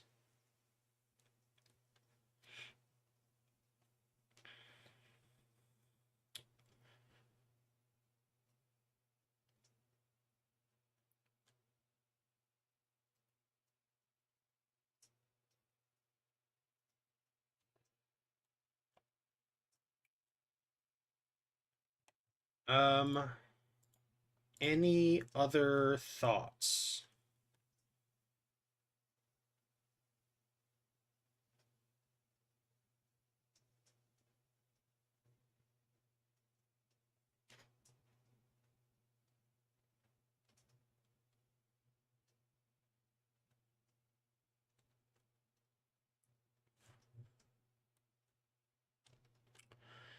Silent glide, sure-footed. Maybe a different name than sure-footed.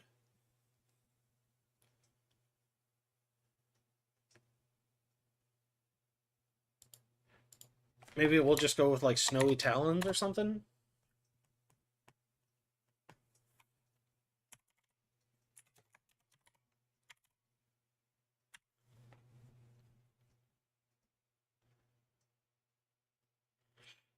Maybe tries to retreat to its den if it's close to death.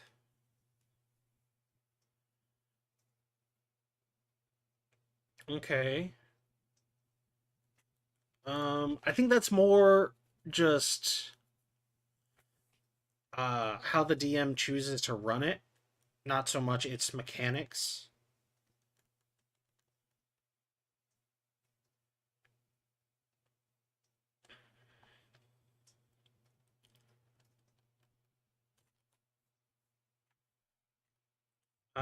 Let's go hazards.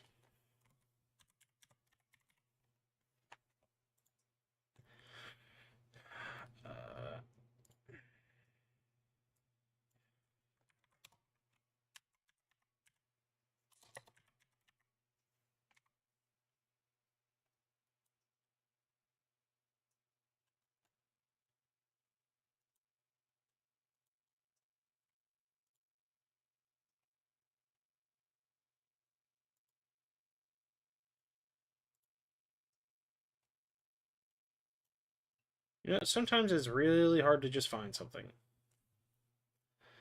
on archives.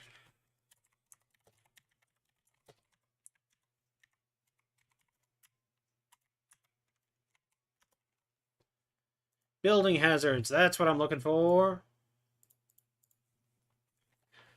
Concept. The first thing you'll need is a concept for your hazard. What level is your hazard? Will it be simple or complex? Is it a trap? Is it a haunt? An environmental hazard? So this would be an environmental hazard.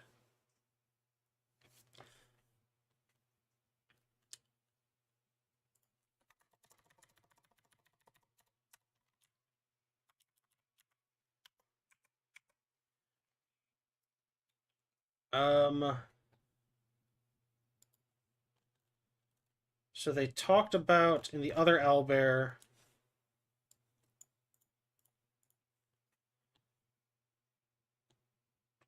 Owlbear's territory users. The lair of an owlbear rarely holds anything of value, but some adventurers have found trinkets, coin, and even jewelry, and massive pellets of undigested bones of these monsters leave behind. So hazard, pellet, stench. Um,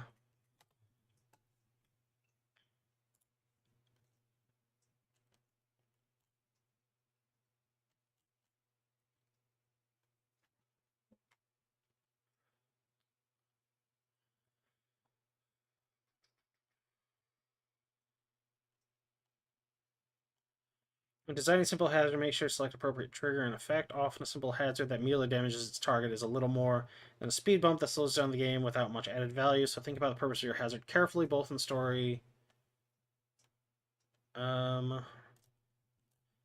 So I'm thinking more of just like an environmental effect if we're talking the den. So like pellet stench.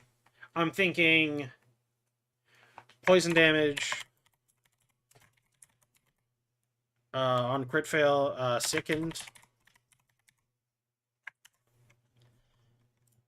Those are my first thoughts for uh, the boss lair hazard.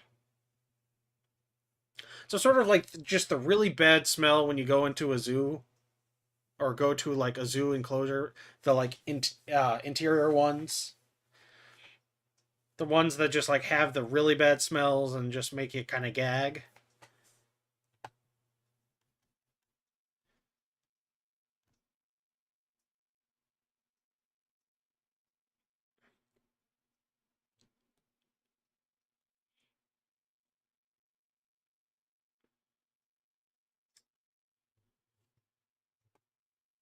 Maybe not poison damage, maybe just sickened. So how is this supposed to work? Where are some examples?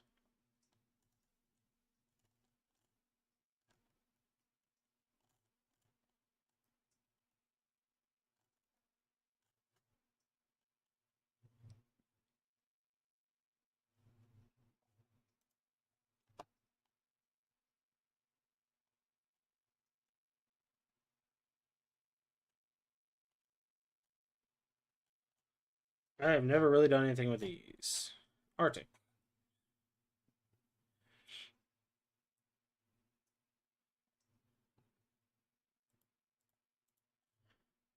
So Snowy Owlbear Den.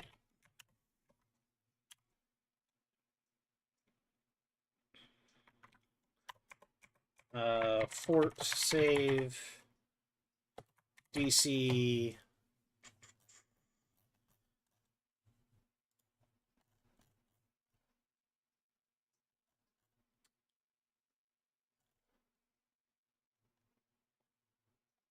Man, they really don't. Oh, high save. I don't, dude.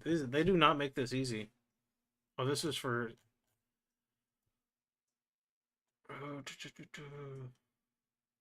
Easy DC is what we want for level 3.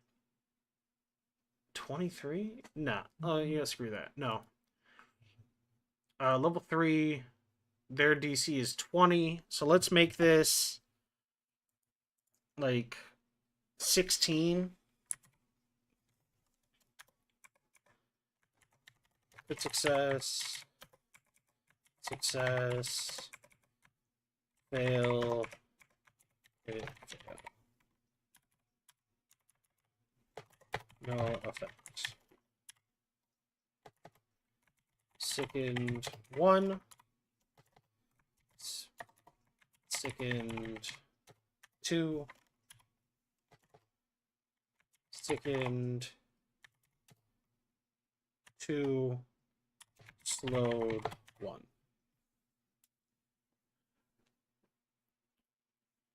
Does that seem reasonable? It's 4 below a normal spell DC.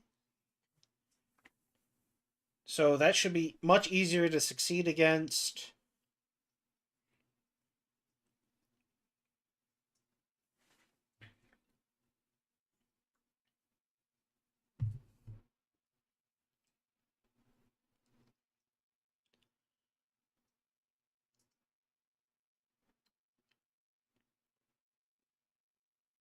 Is slowed 1 too much here?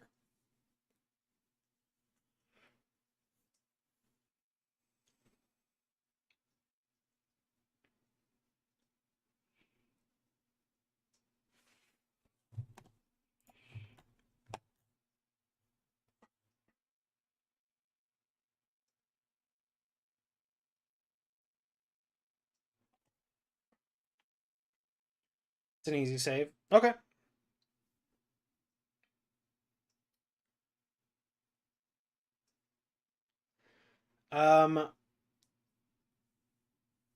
And then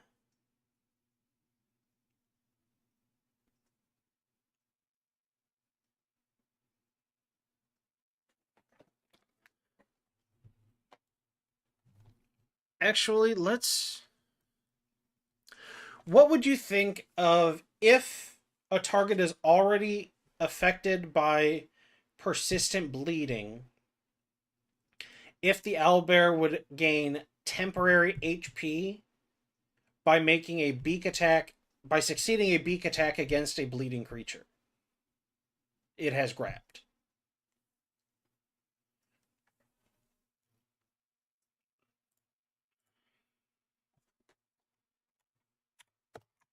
If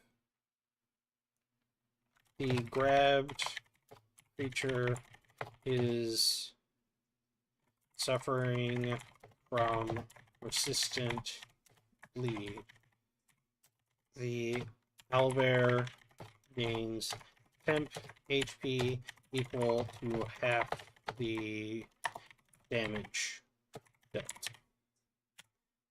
What do you think of that? What do you think about that? Gains.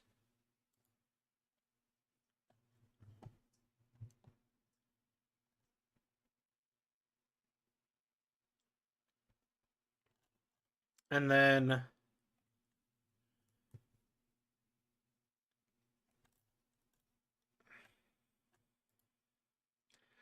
let's give it. So if it's in its lair, but it doesn't necessarily have to be in its lair, feed.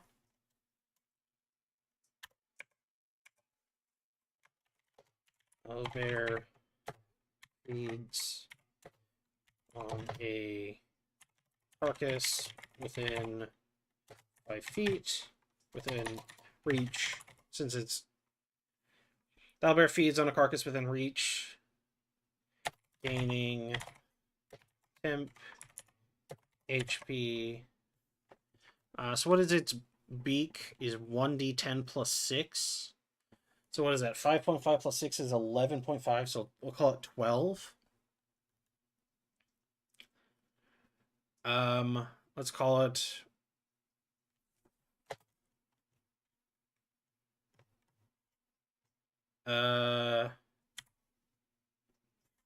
gaining 6 temp HP. Or gaining temp HP equal to twice its level.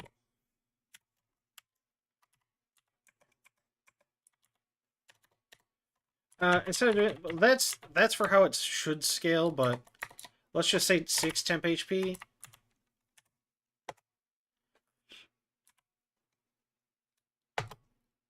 One action.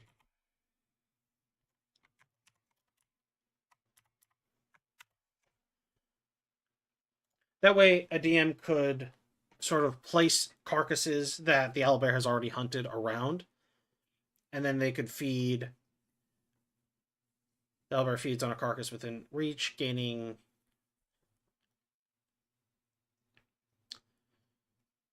Okay. So it sort of ties in with the disembowel against a creature that is already bleeding.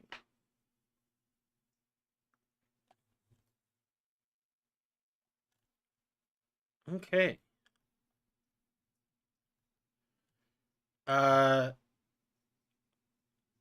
Recall lore.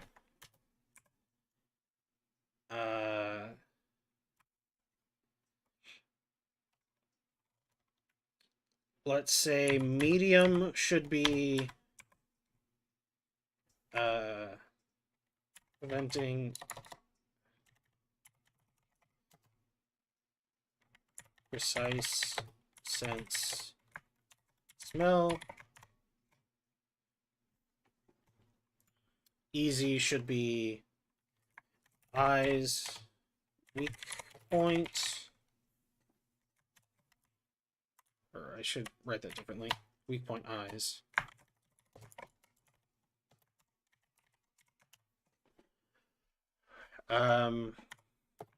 Weakness. Oh. Weak point. Sonic. And fire weakness. Hard.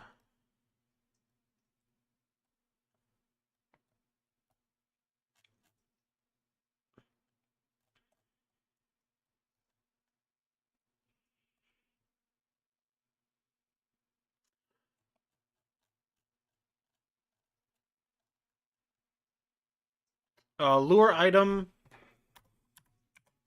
Probably, I would say the lure item should probably be like its favorite creature to eat.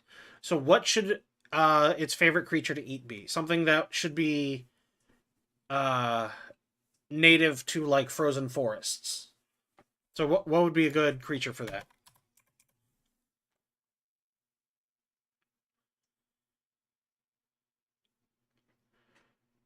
Hard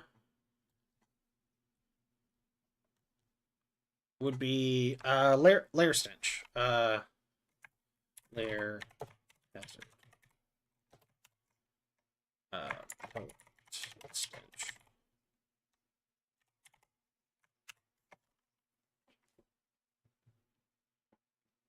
Stoats. Um,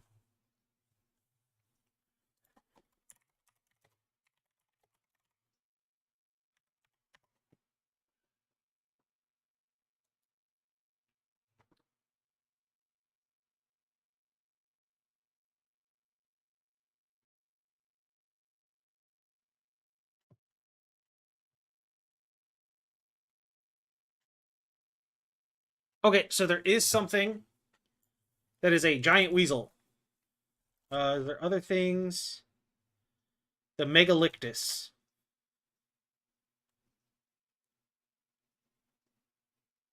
They are medium.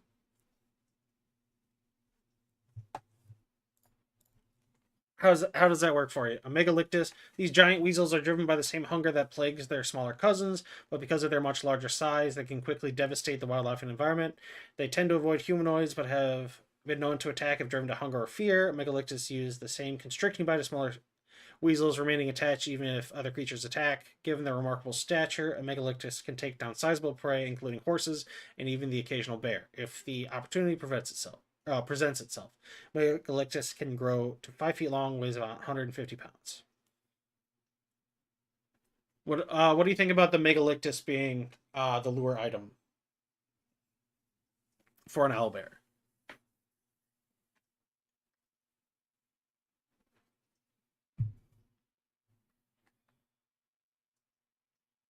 That sound okay? All right.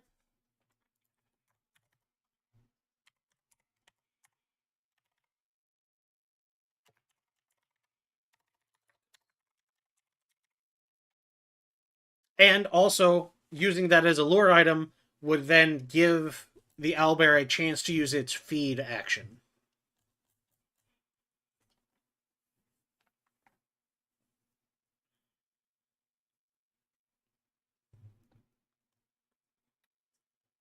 But since it has two means of getting temp HP at not a huge cost, I think maybe we should knock the HP down just a little bit.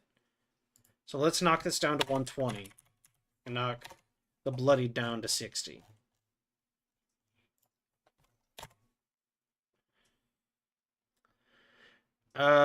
Bloodied, we allow it swipe and give it +1 status damage against targets suffering from persistent bleed. Let's do +2 status. That way, when it uses its disembowel on them, it gains +1 temp HP essentially.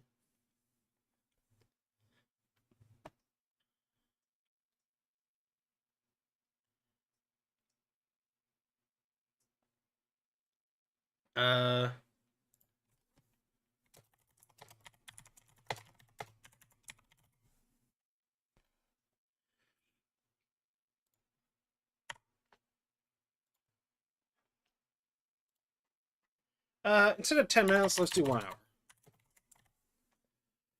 So fort save DC 16. That way you're not having to like remake it for the hazard. So easy, weak points, and fire weakness. Medium, preventing precise sense smell. Hard, lair hazard, pellet stench, lure item, megalictus carcass. Okay, puzzle covering creature scent with pine needles, resin, and bark prevents precise sense smell. Okay, specific loot: snowy owlbear feathers. Turn into a cloak for +2 stealth rolls in snowy and icy environments. Also grants +1. What is like cold hazard environment?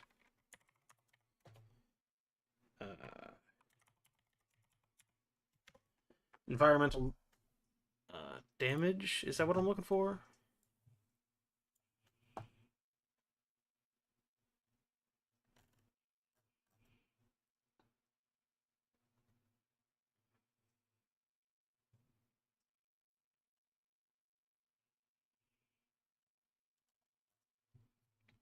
Let's just give +1 resistance.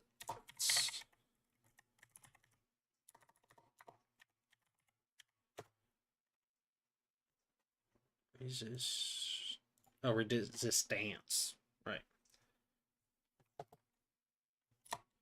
+1 cold resistance.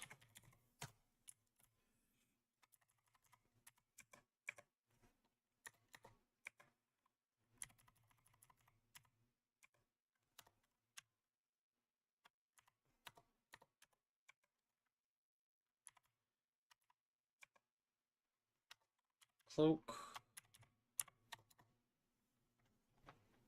Anything else?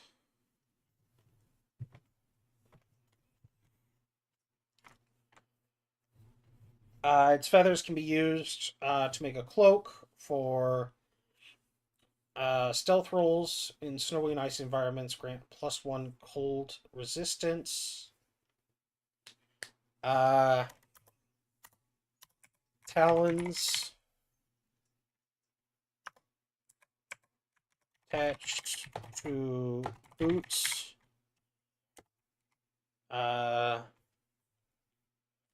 Allowing the wearer to ignore difficult terrain. How did we word it up here? Ignores difficult terrain caused by snow and ice. Snow and ice.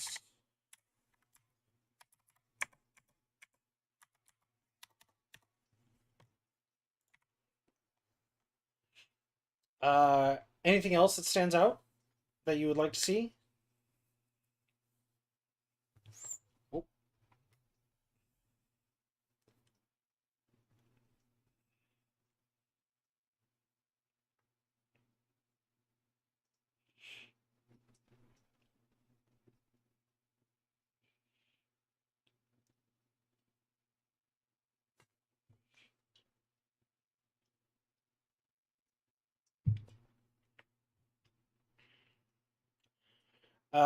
So we've got the owlbear feathers. Can be used to create a cloak for +2 to stealth rolls in snowy and icy environments. Also grant +1 cold resistance. Talons can be attached to boots, allowing the wearer to ignore difficult terrain caused by snow and ice. And anything else you guys can think of? I do like maybe snowy owlbear eye. Place a character's eyes. Gain +1 item bonus to perception involving sight. Actually, instead of the eyes, let's do what it was it the beak? Beak. Snowy owlbear mask. Gain precise sense smell.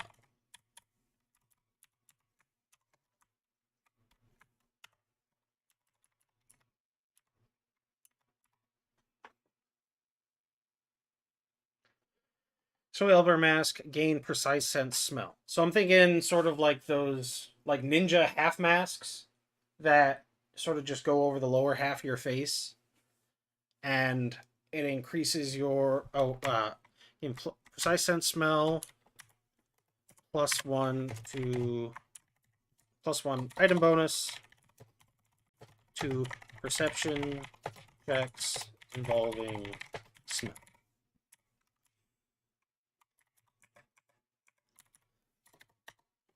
How's that look?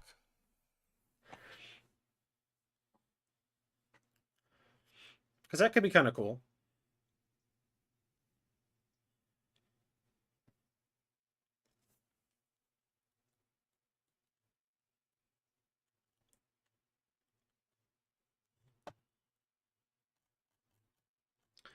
I think that sort of covers it. Does anybody have anything to add? Anything that we're forgetting or missing, or just simply something you'd like to add?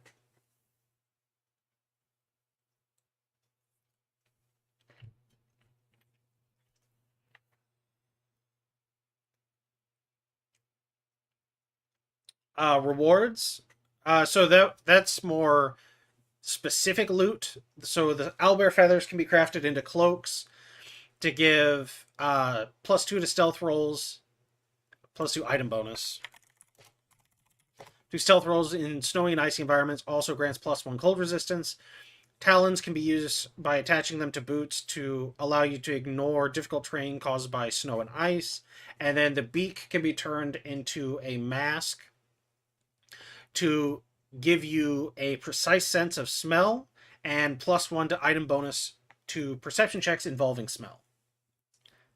As for like what their lair might have, that's more up to DM discretion for how they really want to reward their players at the level at which they are playing.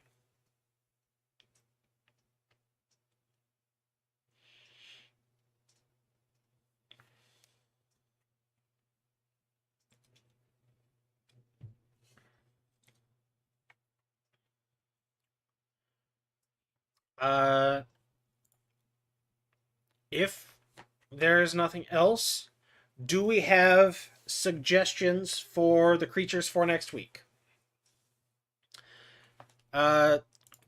Christmas is coming up, so I'm thinking maybe adding this next week will be the last Friday before Christmas. So I think I'm gonna add Krampus to the list. Trying to stay like in theme. Treants. Actually, Christmas treants would be kind of cool. Like a pine treant would be kind of cool. So okay, treants. I'm thinking Krampus. Do we have another one that is like winter or Christmas themed?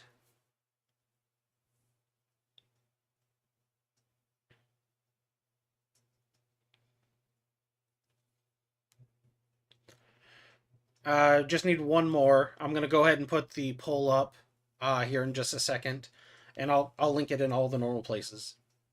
So we've got Krampus and Treants. Yeti was on the list for this week. I guess I can just reuse Yeti. And then Ice Elemental, I think I can probably just do anytime during winter and it would feel thematic. Old Man Winter, that's a little more ambiguous. Also, I think he feels more like a god because Old Man Winter, sort of Jack Frost, sort of deal, sort of go hand in hand, at least in my mind. So I could do Yeti, uh, Pine Treant, and Krampus. I think there's probably a Krampus. Yeah, there is. He's just level 21. That's a big boy. Big, angry, toothy boy. So we can figure something out for that. Okay. So the list for the poll for next week is going to be Krampus, Christmas Treant, and Yeti. All right. I will get that up in just a second. I have to go to the bathroom anyway. And thank you everybody for hopping in, hanging out, participating, or lurking. I appreciate everybody. Thank you very much. Same time next week. Thank you very much. And thank you guys for pitching in. It helps out a lot. Having people to bounce ideas back and forth with. All right. I'll get the polls up here in just a second. Hopefully I see you guys next week. Bye.